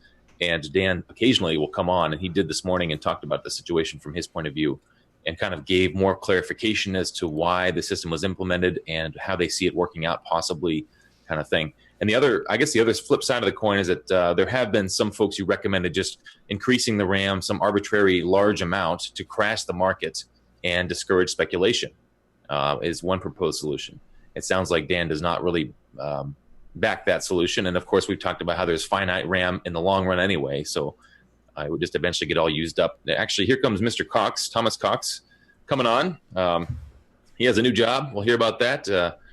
And he actually is in the same office as usual, so I guess he hasn't... Well, this is my home office. But what you'll notice is different is, number one, I'm no longer an employee of BLOCK.ONE. Not that I ever was speaking as a BLOCK.ONE employee. I was always speaking just for myself. Did change my tagline. Instead of all opinions mine, it's my opinions are yours. Because I don't know. That's deep, man. But I can now wear it here on the show, something I couldn't wear before. Oh, there you go. Stylish EOS Detroit shirt that I picked up on my governance tour. It's very comfy. I love it, but I couldn't wear it on the show because, even being a non-spokesperson, BLOCK.ONE employee, total neutrality. Now I'm just an outsider like you guys. Okay. Welcome to the outside. Just a nobody. Right? Yeah. Well, and Thomas, I was curious about what's that picture in that chestahedron? Is that a Detroit landmark in there? I can't tell. Yeah. All the designs that Steve Floyd made. Okay. Yeah, images from the individual cities, and this is some iconic sculpture in Detroit. Apparently, it's like this quasi Greek style, gorgeous sculpture. That if you're a Detroiter, I'm sure it makes total sense to you. And I'm don't know what it is exactly. Looks pretty epic, though. I got to say, all of his designs were really amazing. Hey, Thomas, what are you up to these days? I'm so glad you asked. I wanted to make a little list before I came on. I'm wondering if I should try to share screen here just to help keep it straight. It's not that these are all equally large in size or getting equal attention from me, but these are my projects here. So obviously, StrongBlock.io is where I'm working today. It's my new employer. Oh, really? We didn't know that. Can you tell us a little bit about them? Actually, no, I can't. Okay. And when the time comes, I'll be happy to. Okay. And The next thing is I've been invited to be one of two presenters for a talk. The Harvard Business School alumni do an annual thing. And I promise you, it's much smaller than it sounds. But when I talk about it, I'm probably going to drop the word alumni and just talk about my Harvard Business School talk, just to make it sound more impressive. But I'm taking it very seriously, and it's to me, it's a big deal. Sounds like a big deal. Yeah. Because these are Harvard Business School alumni are almost as impressive to me as University of Chicago Booth School alumni in terms of their reach. They tend to be well connected. Either they or the people they work with are going to be some of the important adopters of EOS here at some point, and they're thought leaders. Cool. So reaching them is just like reaching any other audience out there. We got to make sure we are constantly inviting people into the EOS house, as well as making that house better and better. Are you doing like a EOS 101 type talk, or? Probably just help them understand the business implications and the business impact of a public, permissioned, governed blockchain. Okay. Which honestly, a lot of us don't understand yet internally in the ecosystem. So it'll be good practice. And when I've got one further along, maybe I can get a recording of it and put it up. Another thing I'll be working of course is ECAF support. Dan Larimer finally admitted that the current Constitution and ECAF are indeed in force today and will be at least until we can do a referendum. So ECAF continues to operate and needs to continue to operate, and I'm offering them my advice and support. And as I'm sure everyone listening to this would like to support them. They're a very important part of our ecosystem. I'm decided I want to work on a community constitution. The interim constitution is going to work until we get to referendum, and then it'll get replaced with whatever people vote in. Now, they might ratify the existing one, or they might vote for Dan's, which I think has some flaws in it. And so I thought, well, what would be better than that? And I thought, darn it, we need a community written constitution that learns from our experiences so far. And I have not had much luck to date engaging with the Korean or the Chinese audiences yet. So I decided that I'm going to go to Seoul and Shanghai here in July.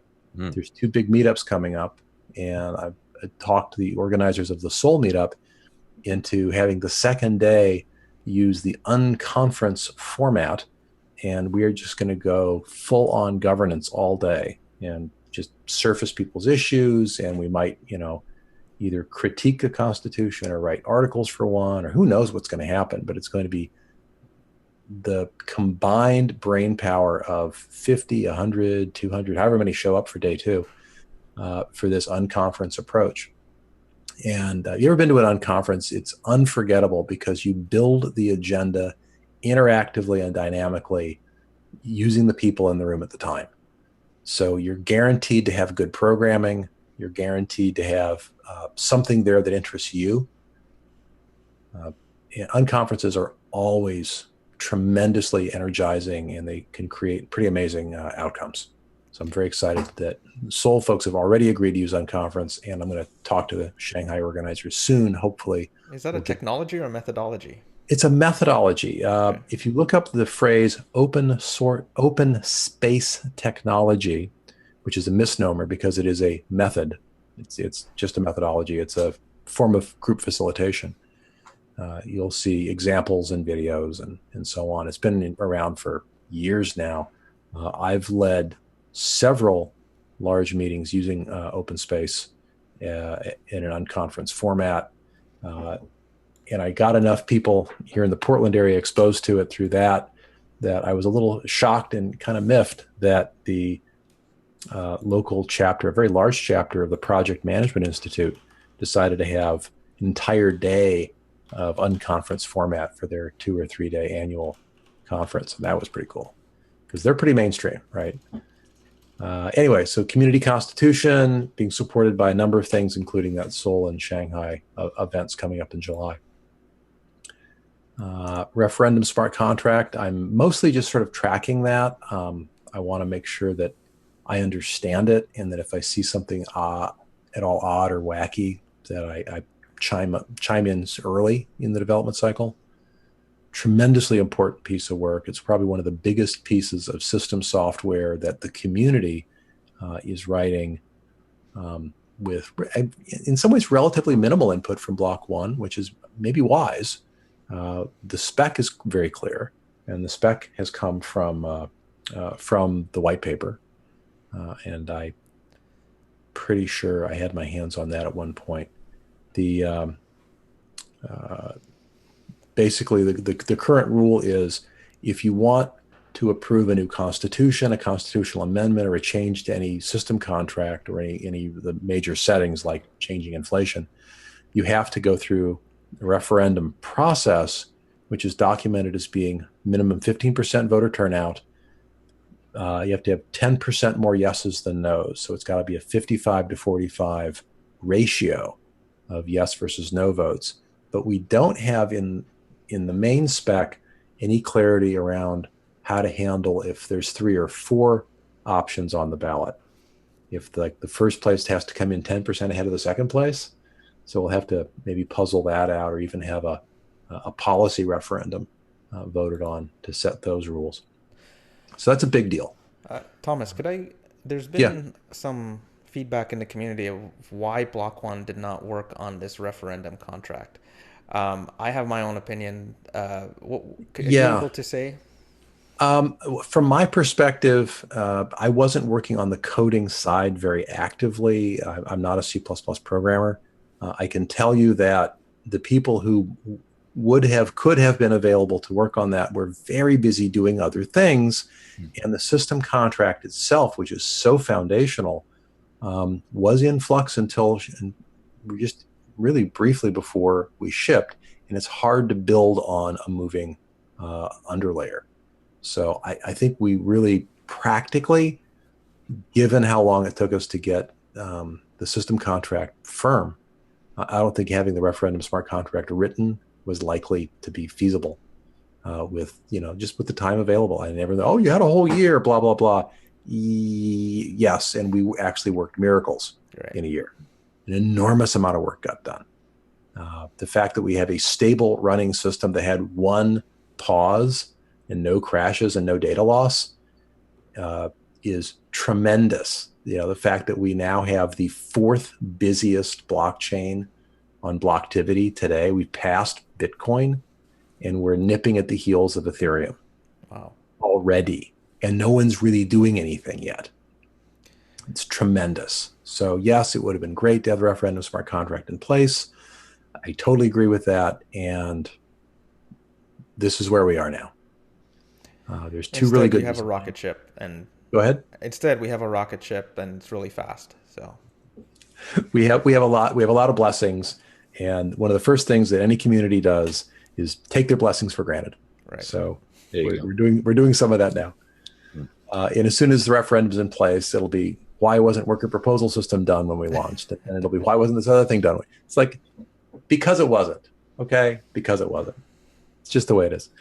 So yeah, the referendum is tremendously important, and it needs to be tested very, very carefully and thoroughly, because it is the gateway. It is the path to community changes. And for the first time, other than block producer votes, the referendum is the only other way we will ever really know the sentiment of token holders on issues of policy or other forms of steering the chain. And getting that right I cannot begin to overstate the importance of it. So referendum smart contract followed by the worker proposal system, which can only come into existence through a referendum, right? So they're in order there, those two items. The worker proposal system can only exist after the referendum is tested and installed. And then worker proposal system itself has 2 flavors, MVP1, MVP2. Minimum viable product number 1 exists in part to pay for MVP2, because you can't move money out of the savings account to pay for anything without MVP1.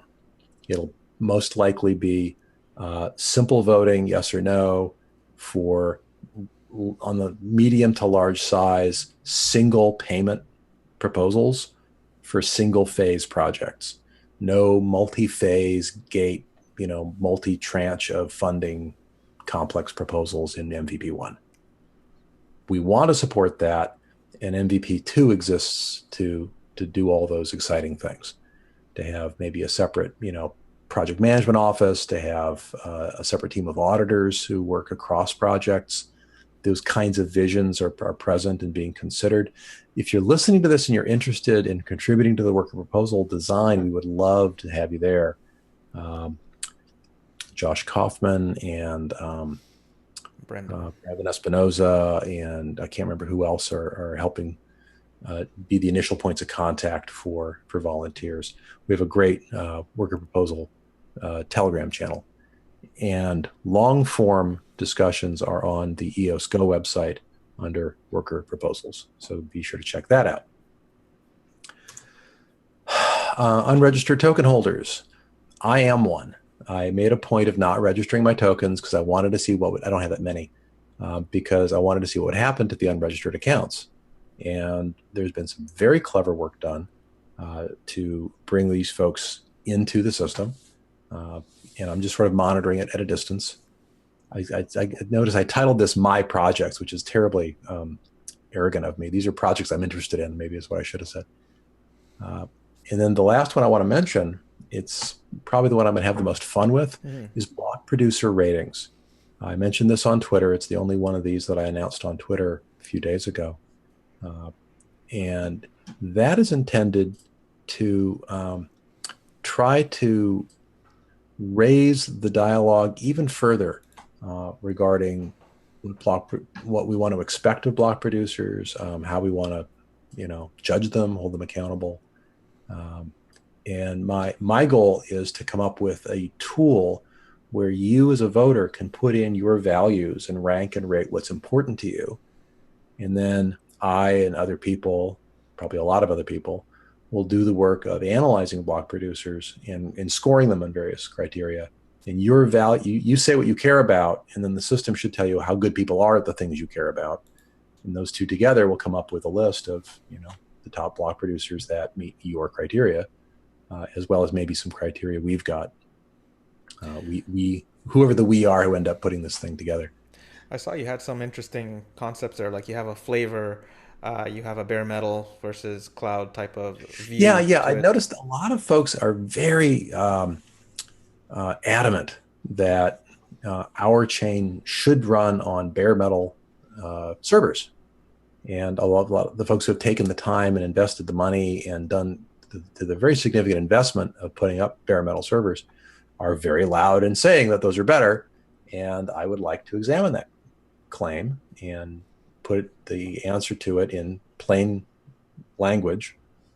And if people are persuaded by that, they could dial that up in terms of the different criteria they care about and weight their votes heavily towards the people who support bare metal. And maybe we give half credit to folks who are in the process of migrating and can prove that they are on the way to off of cloud implementations and onto bare metal. I totally understand why people would be cloud-based initially, because if you don't know what the votes are going to look like and you don't know what the vote curve is going to look like and you have no idea if you'll ever get paid, even as a standby, it would be much easier to write a relatively small payment to AWS or Google than to spend, $1 million, $2 million on a build out of hardware that you may not ever get paid for. So the folks who are in the money now, who are standbys or active, if the narrative is persuasive to voters that bare metal is superior, they will start to see some pressure to migrate. And the people who've already done the investment, I think, again, if voters are persuaded, will start to see some advantage in the voting. That's just one example of one criteria. There's others. You used the word proxy in your tweet, didn't you? Yes. The idea being that in addition to having these weightings in kind of your do it yourself, what do you care about? How much do you care? Put in the different criteria you care about. Maybe even override the scores if you want to score people yourself. That you would also have an easy way to harness the value of the ratings, because we could put in, like I mentioned, bare metal fan or decentralization first or something else. And those would be preset weightings of those values I mentioned. I care a lot about bare metal and geographic dispersal and transparency. Okay, super.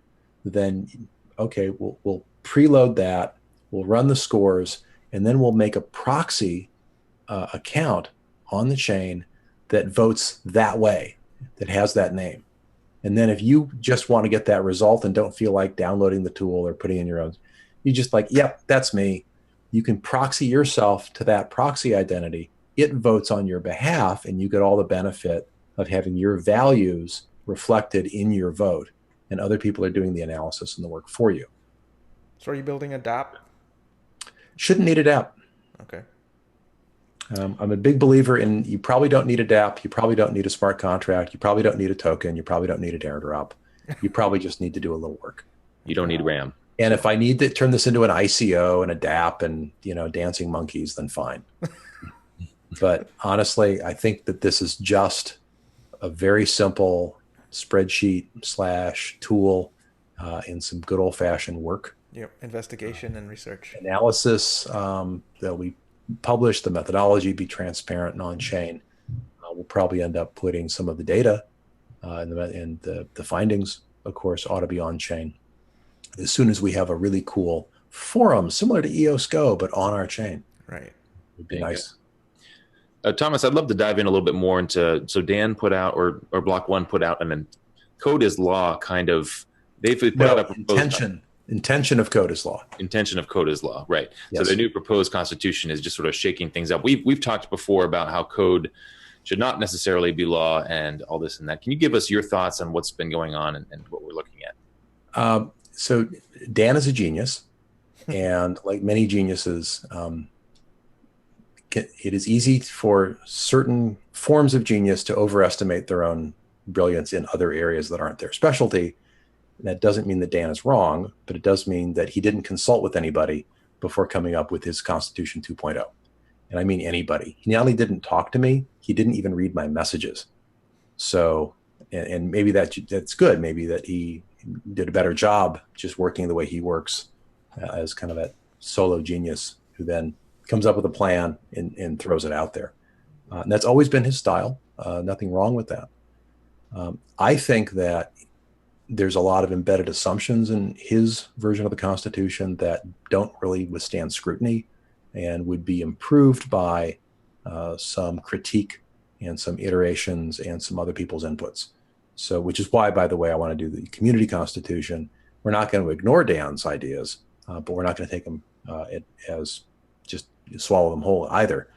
And in particular, his idea that there should be little or no arbitration, and that he's inventing level 1 and level 2, and level 1 will have no real restrictions, and that everyone will be restricted up at level 2. That has a lot of holes in it. And we don't have time in this broadcast to begin to examine all of the holes in it. But I'm fairly confident that I can persuade people of just how incomplete Dan's vision is when it comes to actually governing the chain we actually have. And Dan's very keen on his level 2 solution. I was privy to some of that. I can't talk about it until BLOCK.ONE announces it. But there's some really interesting stuff coming up on the DApp side from Dan and his team in Blacksburg and Hong Kong. But I don't think it's sufficient to have everything solved at level 2 and blow great big holes in level 1 to essentially make vote buying legal, to essentially outlaw all forms of punishment, to outlaw all forms of sanction, to, well, you get the idea. There's a bit of wishful thinking in there. And I think a good, public, robust conversation around the pluses and minuses of that design versus our current interim, like version 1 design versus what I'm going to call version 3, the community constitution. I think that's going to be a really interesting conversation. I can't wait to get more Korean and Chinese token holder input on that, and see just how we as a community can respect Dan's vision, but also bring our own thoughts and feelings to it and our own life experiences and create a synergy. Dan's got a thesis. I think we need to find the antithesis and drive to the synthesis that's better than either one. Thomas, their role is very critical in this, and we'd like to thank you so much for that. I mean, really, I mean, this I don't is think fun. I love this. I've loved working on policy since I ran for governor of my state, since I was the state chairman of my political party, since I've always felt that how a community treats its own members, how we make group decisions, an incredibly important aspect of how we evolve as a society. Because remember, society is bigger than politics, but politics is a reflection of society. And EOS is a worldwide community that's in the process of understanding itself and finding its own voice and learning who we are. It's breathtaking to me and humbling. And I just can't imagine having a more important or interesting or more fascinating activity than to, make whatever my small contribution is to EOS governance. Well, we hope your persuasiveness is powerful on that day. Well, and it could be that I'm just dead wrong, and in the process of trying to refute Dan, I find that I'm refuted and he was right all along, and that will be like, okay, and I'll sign right up then. I'm very persuadable. I don't have any ego involved in proving that somebody else is wrong and I'm right. I just want to get a really good answer. Good. Well, and here's the other tricky part too. I mean, is competitive chain, is that healthful? Is it healthy in the long run? Having another EOS chain has a different style of governance. Probably. I mean, people talk about, that certain blockchains are better or worse than others in absolute terms, and it's just ludicrous. I invite you to think about it this way. Let's say your friend has a motorcycle and you buy a pickup truck, and he looks at your pickup truck and he says, that's a terrible motorcycle. And you look at his motorcycle and you say, that's a terrible pickup truck. And you're both being idiots, right? It's not the job of a motorcycle to be a pickup, right? You buy them for their purpose and their function. And neither one of them is a terribly good, recreational vehicle. I'd give the pickup the edge on that, but it's not really what you want in an RV. And neither one of them none of them are amphibious, right? So what if you want that? And on and on and on, right? You can think of all kinds of different use cases for various kinds of motor vehicles. And what about airplanes? And what about, those little personal submarines you can buy? It's like the mind boggles at all the different possibilities. And they are designed for a purpose. Which one is fit for you? I think we're going to find people whose needs are not met by the main net. They've got some specific need, and they'll fork the code because it is public domain. It's MIT licensed.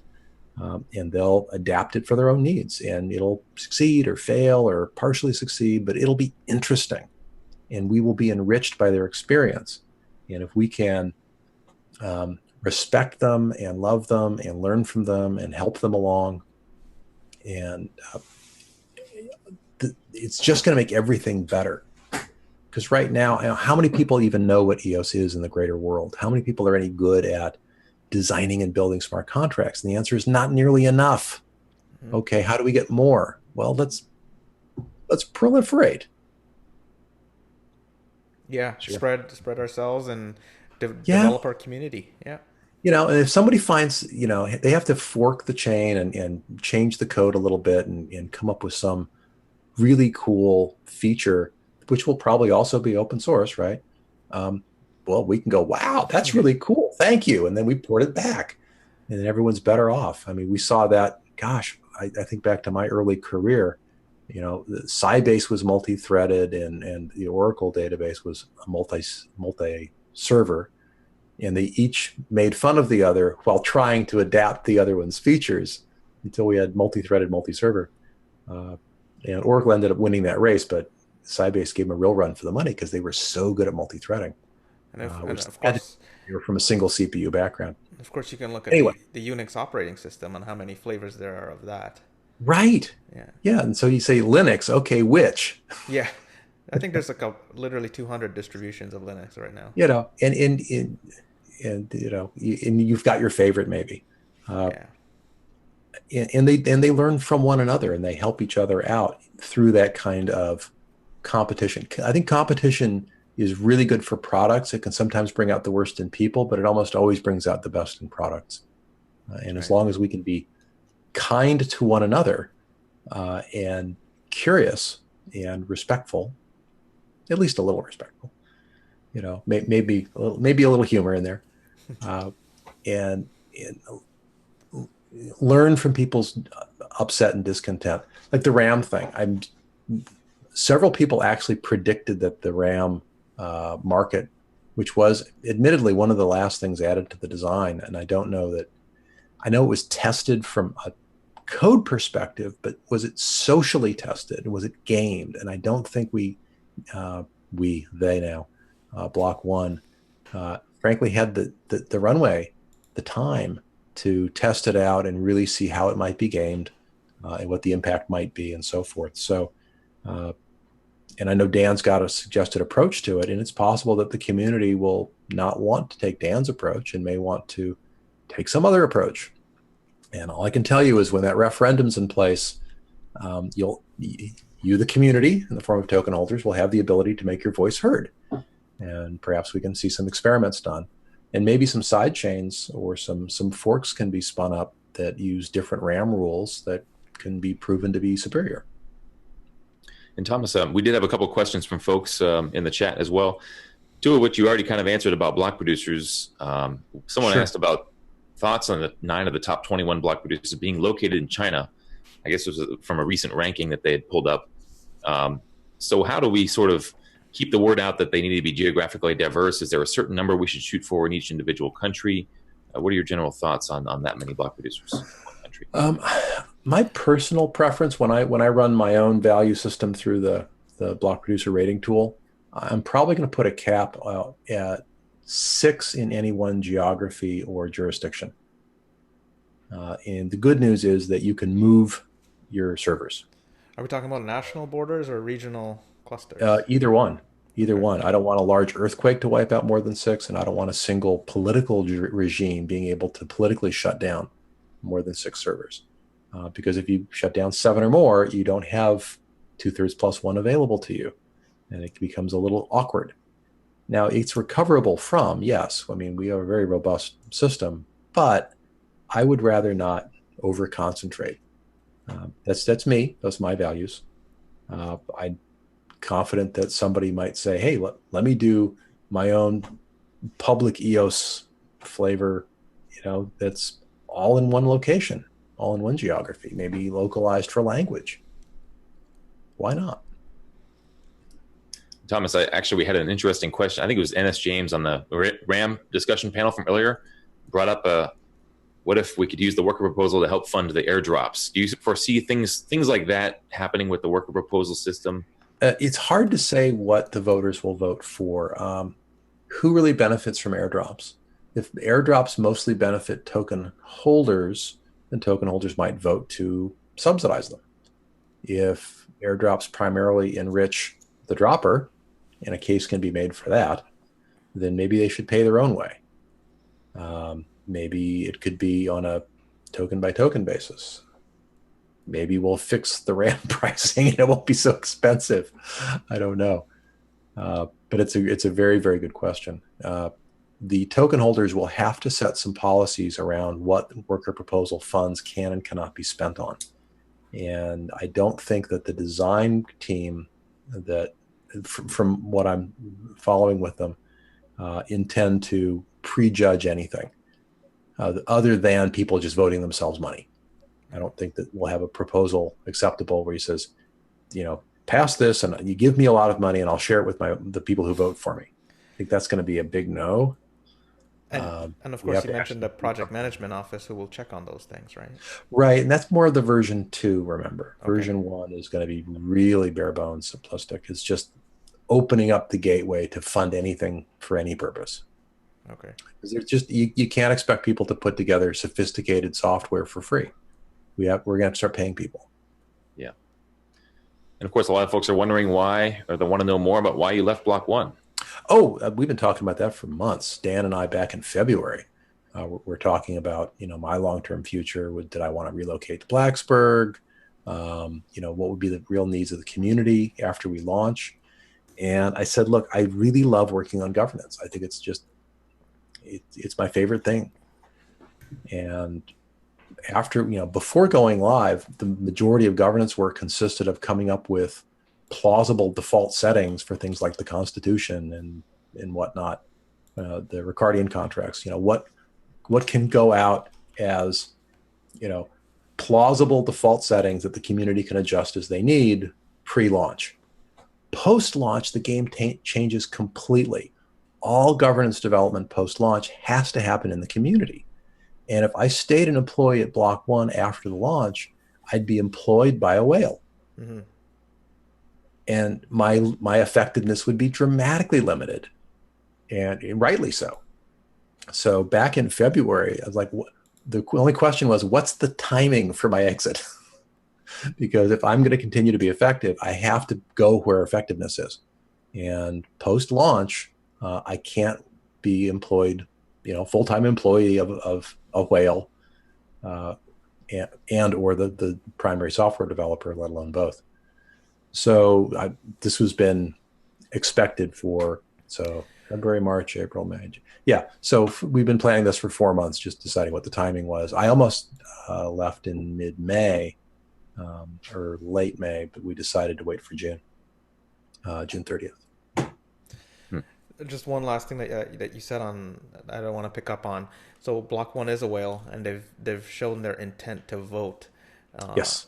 What can you tell us about that? And people sort of freaked out a little bit when they saw all of the things that they wanted, and one of the things was you need to accept our Constitution. So, yeah, that was interesting. I have to say it landed for me initially when I first read it as kind of a heavy-handed threat that you block producer candidates had better agree with us on policy or we'll vote you out. And I'm a big believer that block producers shouldn't be setting policy. Token holders should be setting policy. Block producers should be executing policy, making blocks. I mean, the most they should be deciding maybe is RAM quantities. Certainly it should be up to them what order they sequence each round of block creation in to minimize latencies. That should be totally up to them. Other related things like how to apply patches, or, am I as a block producer satisfied that this patch has been tested adequately and I'm ready to run it on my servers? That's totally up to them. But, demanding that I will vote you out if you don't support me, why don't you just persuade people that you've got a good plan? So yeah, that landed for me initially as a little heavy-handed. Dan later, I think, walked it back a little bit and said that he wasn't suggesting that block producers force through his Constitution through multi-sig powers and bypass the referendum, which was actually how several people thought he was suggesting that, including me, by the way. And he later said, no, of course we'll do a referendum. Of course the current Constitution remains in force. And that was a relief to hear. But yeah, I mean, they're a whale. They've got 10%. They've got 100 million votes, 100 million tokens. That is a massive chunk of the voting pool. So, I'm glad that they've waited to deploy that, because it is they can't vote half of it. They can't vote a third of it. It's all or nothing. Oh, that's wow. the way it's structured. So they're kingmakers, pretty much. It's in a single wallet, single account that unlocks the ability to unstake 1/10 a quantity every year for 10 years. So it's all started off staked, right? So it's in there and it's one big account. And because they can't unstake it, they can't split it apart. Okay. Right? So it's all or nothing. It's quite the hammer. Yeah, no kidding. And I understand that why Dan would say, maybe we could increase it to 50 votes, because if they just do 30, that's kind of narrow. And that kind of like forces to the top just those 30, whoever they happen to vote for. And I imagine he'd rather not have that effect on the lineup of block producers. Oh, by the way, I'm totally speculative here, but I wanted to float the idea because you've got some pretty influential viewers. I'm wondering if a modest amount of the worker proposal funds might be used to support a daily stipend for a longer tail of standby producers, because the 1% going to block rewards at whatever the current price is, it's just not that much money. And so if we tried to like spread that out more widely, it's like at some point you've got not enough butter and too much toast, and trying to scrape that butter out, it's just like you need more butter. Mm-hmm. So it's possible, if we think we want more standbys, that it would be healthier for the chain to do that. One way to do that would be to have a flat per diem for every non-block producing standby who's registered that has more than 0.25% of the vote, or some cutoff threshold. They'd all get this nice flat fee that would be enough to pay for servers. And that, again, I don't know that the token holders want that, but if they did, that might be one way to accomplish it. So I'm tossing that out there to spark people's imaginations, and they make my ideas better. They always do. Or RAM trading fees. RAM trading fees. Somebody suggested a tax on holdings of RAM to make long-term holding speculation pricey. It's interesting how this very libertarian group is already trying to manage the market and introduce taxes and punish the speculators, and it's interesting. I guess we're going to morph our own views here, especially as we try to help EOS itself. The DApp developers, we heard from some earlier today about the issues they've been facing trying to buy RAM or think about what they need going forward. So, well, Thomas, it's always go ahead. Yeah, I was going to say there's that really interesting tool that EOS New York put together some time ago, a resource planning tool for DApp developers. So if folks haven't yet seen that, I think it's been updated, and if it hasn't, it certainly should be. Very handy little tool. Right. Yep. Actually, that was brought up earlier as well. EOSRP.io is the URL. There we go. Yeah. See, I shouldn't even make. All your other guests know more than I do. Sometimes we feel the same way. Absolutely. Especially when it comes to people like you, Thomas. Thank you kindly. I will say, really looking forward to going out to Korea and China here in July. And I may have to miss one or more of our Monday chats because I think it'll be the middle of the night. Okay. We can handle that. But I will let you know in advance, and I will miss you guys. We'll miss you too.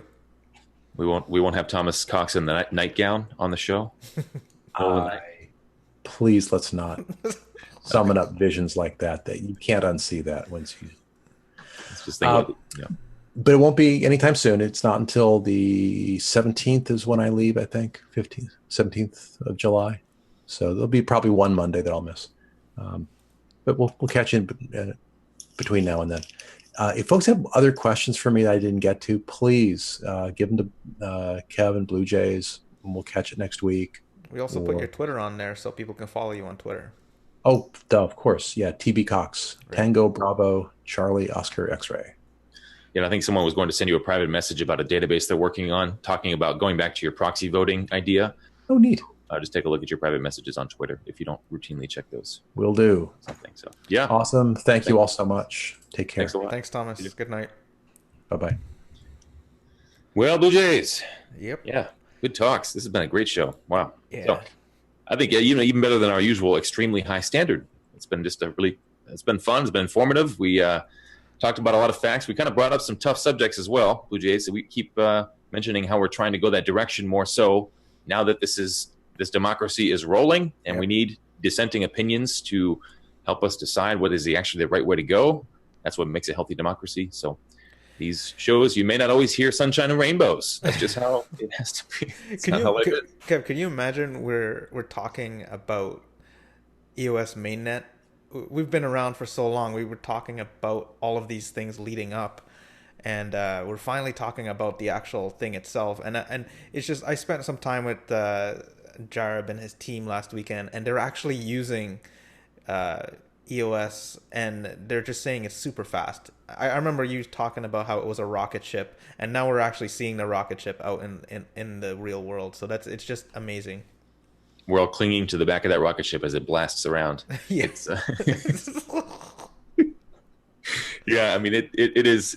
We had the when mainnet joke, of course, that we kept saying for months and months. So yeah, it is surreal. It's amazing, really. I mean, think about it this way too. There's so many issues going on, right? Not issues, but there's just so many discussion points. Telegram has become almost impossible to follow, and that's because this is a healthy democracy. People have different opinions, and they're willing to express them. And that's partly what we're trying to do, is provide an extra platform so people can raise those issues and bring them up, and we can get better discussion going. And so here we are. Let's go to some news. You ready? Yeah, let's do the news. Let's do a little disco first for the fans. Oh, the disco, yeah. Yeah.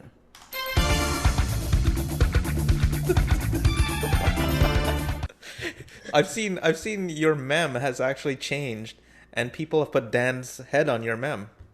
Yeah, I saw that. Yeah, apparently my dancing was so good that they ascribed it to Dan, because everybody knows Dan is probably a great dancer as well. Oh, there you go. Yeah. When we go to the news here, let's see. Okay, so there's a $35 million funding round that went to a virtual world being built with EOS. And this is from the same creators who made the Second Life game, which is like a massively, for those who are not familiar, it's a massively multiplayer online game where you can basically go in and live a second life online. And now they're going to secure value on blockchain using EOS.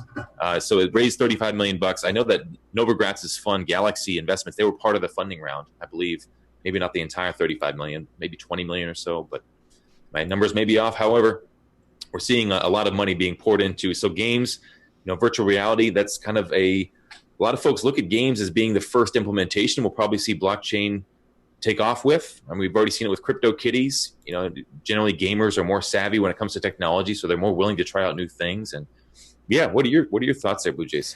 So I took a look at the article, and somebody in the article said, this might be the killer app for blockchain to get to the mass audience. I mean, obviously it's a marketing statement, but when you think about it, these online worlds, they suffer from something. You don't know who that person that you meet. You don't know that character that you meet.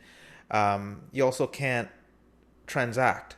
So when you have this club that you go out to, or you go to this park that's in this virtual world, and you meet somebody there, and you can verify that's person who says is who they say they are, and you can also do a transaction. You might go to a virtual store or something like that.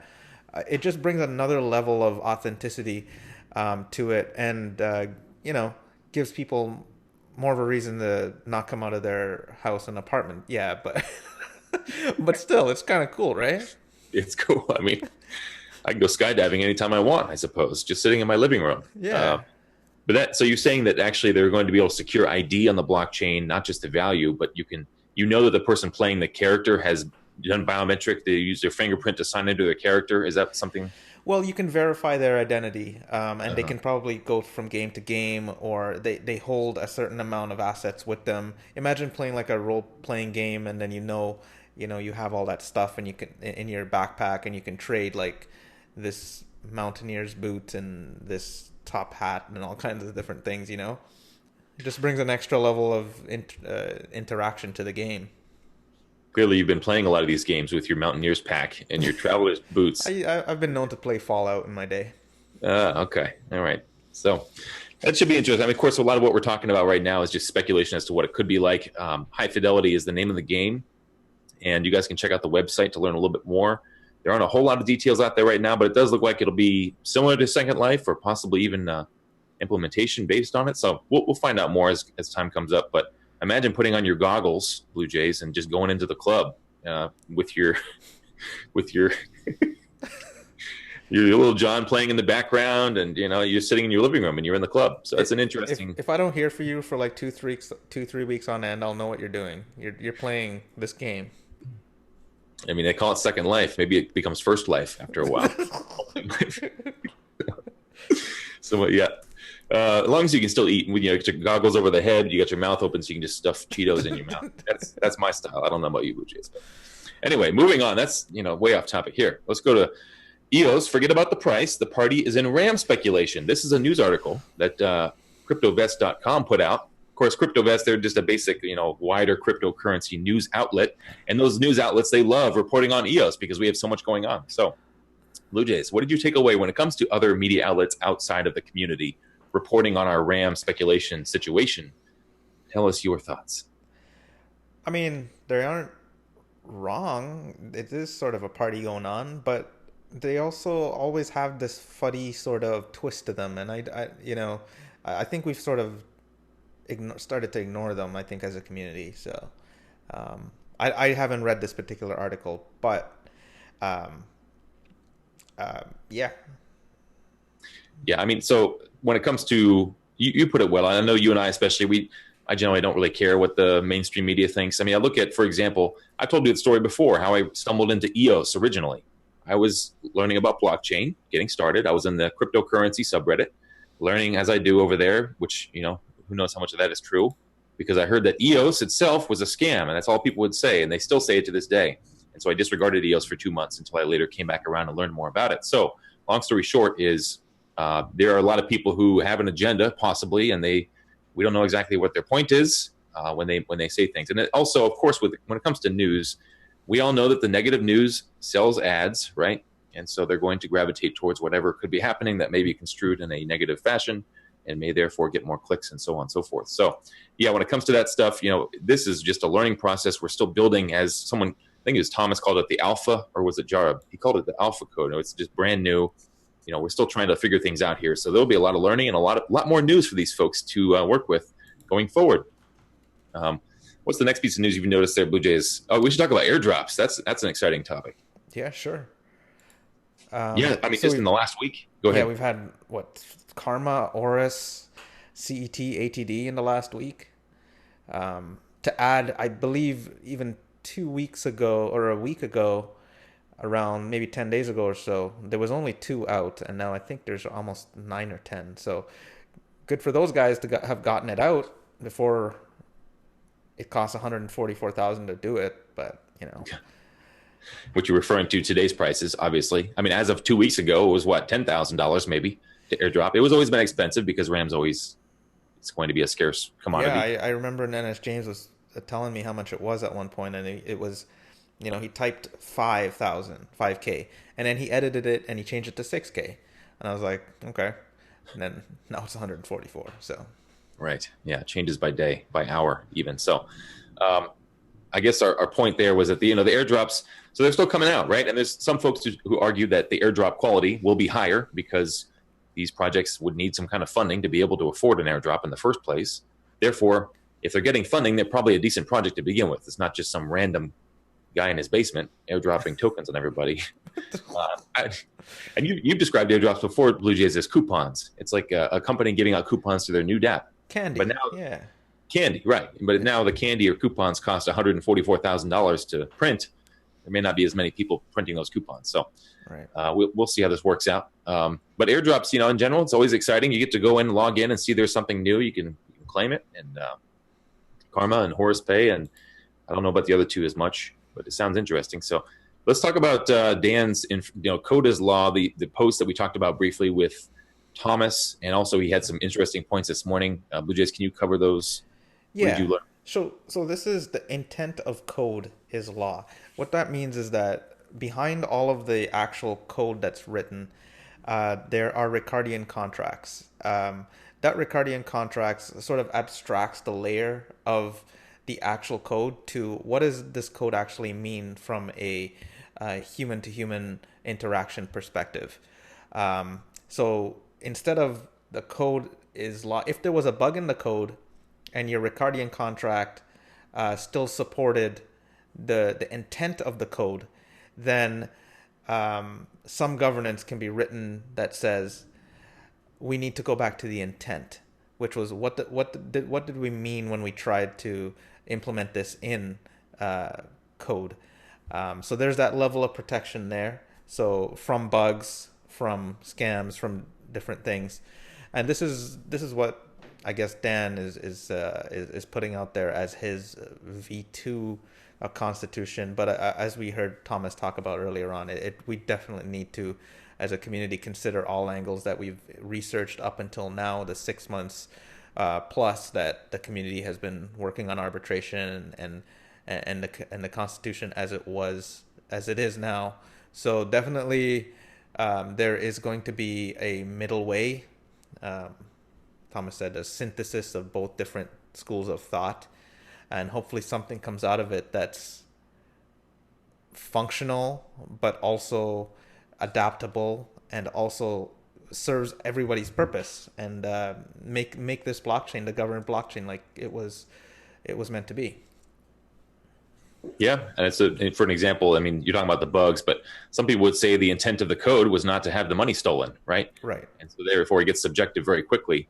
And I guess part of it probably is a communication thing. I mean, we don't understand the layer 2, the different layers he's talking about. Maybe I know I personally have a hard time figuring out what he's talking about. You know, he has a vision in his mind and he has kind of a solution. But when it comes to the extra layers helping to arbitrate those stolen funds, for example, and then, you know, Thomas talked about vote buying being possible on the main chain itself, which would be layer 0, I suppose, or layer 1. Do you have more insight into that? I mean, are we going to learn more in the coming days and weeks, you think, about how that might work? Yeah, so this is the general thing that I get from it, is that the governance layer 2 is going to be what the application, the dApp, asks the user to abide by. So when you log into, for example, let's make a simple terms. Let's say you log into your Windows computer or your PC or whatever, and there's a constitution on the operating system level. That's layer 1, and then there's an operating system. There's a constitution on the app level. Like every time I use Office or something like that, or Telegram, that I open that up, and there's a terms of service. There's rules for that level of interaction on that specific application. So those are the 2 layers. I suppose that I've talked to some dApp developers, and they were a little. So it goes both ways. They're concerned with their users. So if you're a dApp developer, your users use your dApp. Do you want them abiding by a constitution that they didn't necessarily agree to, which is on the layer 1, or do you want them to abide by the constitution in which you set, and you handle how you operate with the operating system level? So there's different ways to think about it. I hope that I think Dan is thinking about it from an app level, because he sounds like he's developing an app. So he's thinking about it from that app level. And then you have Thomas, who's thinking about it from a community sort of different perspective, a human level as well too. So definitely both approaches are needed and great, and it's just how we come down to the feedback loop, which corrects the different elements that are broken, if they're broken. And I guess when you're looking at all these apps, they'd have to then they need a tokenomics model. They then also need to hire a governance team to help them determine how to do their governance. They need to write their own constitution for everything. So we're just basically pushing everything down the line to the app developers, to whoever's building on this. So now, yeah, it just seems like we're pushing a lot on those. I guess that's why a lot of folks, even myself, are confused. I mean, we had this strong foundational layer that would make it, the business is still fronting the cost for the app. That way the users don't have to pay the end cost like they do on Ethereum. However, I wonder if we're basically opening the doors for mega enterprises to build on EOS, to buy up the RAM that they need, and to be able to hire all these different teams that they need. And it sounds like we're kind of pushing out the smaller guy. That's just a takeaway that I'm having up front. And I only say that kind of stuff because it's hard to understand. I think we need more clarification, maybe a couple of good examples. When you brought up the example of the operating system, I'm just thinking, Grand Theft Auto, those guys need a constitution for when you go out and you run someone over with your garbage truck. Right. And you need to figure out, well, does the garbage truck guy, the guy who owns the garbage truck, is he liable for the damages to the guy who dented your garbage truck as you ran him over? Yeah, and what if you steal from somebody in that virtual world? Right. You just go up and you punch them in the face, as people often do in GTA. Right. These are tough questions. They are, and they're going to have their own governance too, because you think about it, they may be tokenized on that level too as well. Like you may not even be dealing with EOS. Right. Someone else comes up to you in the massively multiplayer of GTA and they punch you in the face and take your money. How do you arbitrate that? Exactly. So Anyway, so let's move forward to the last couple points here, Blue Jays. We'll wrap this up.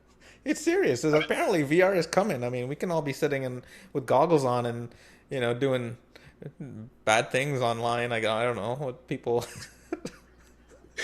If you punch me, Blue Jays, from Florida, and I'm in North Carolina, does that hurt me? Do I feel it in my face? I hope you would. No, I'm just kidding. VR is getting too real. Right.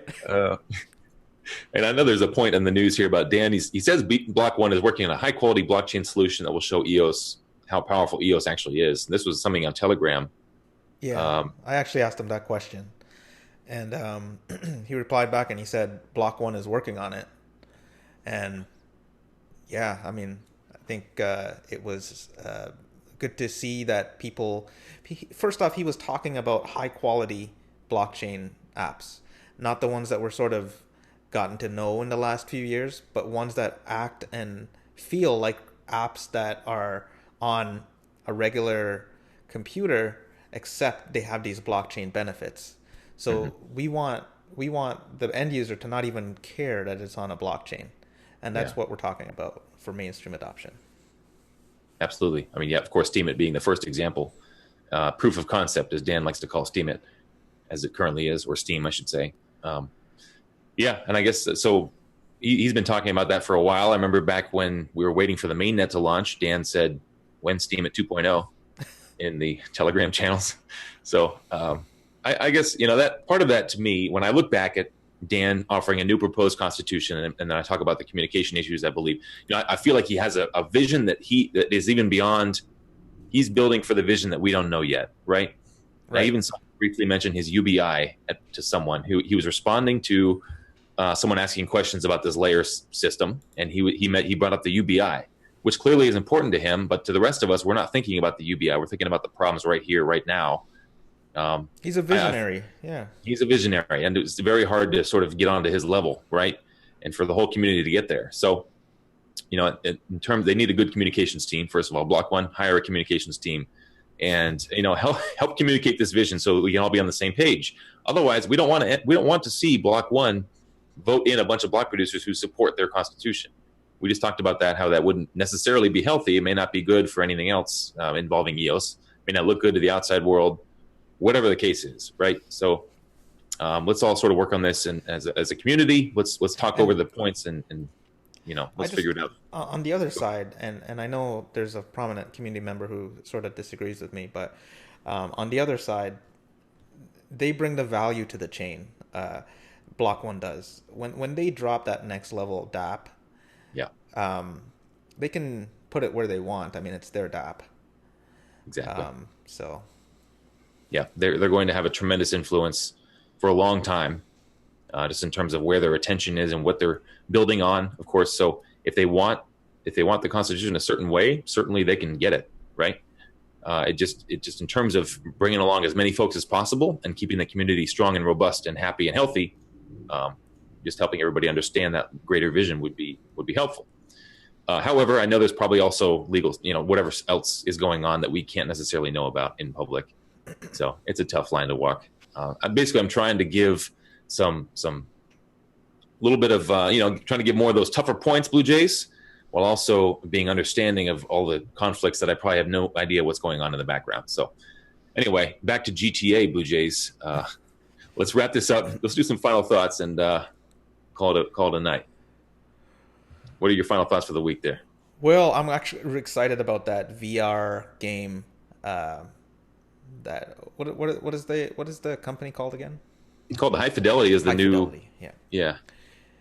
I'm excited about that. I think that's probably one of the reasons why I'm not a huge gamer, but if you could get into these VR things and you know that you can hang out with people who are real and transact and do these different things, and they're not just random people, I think that's kind of cool.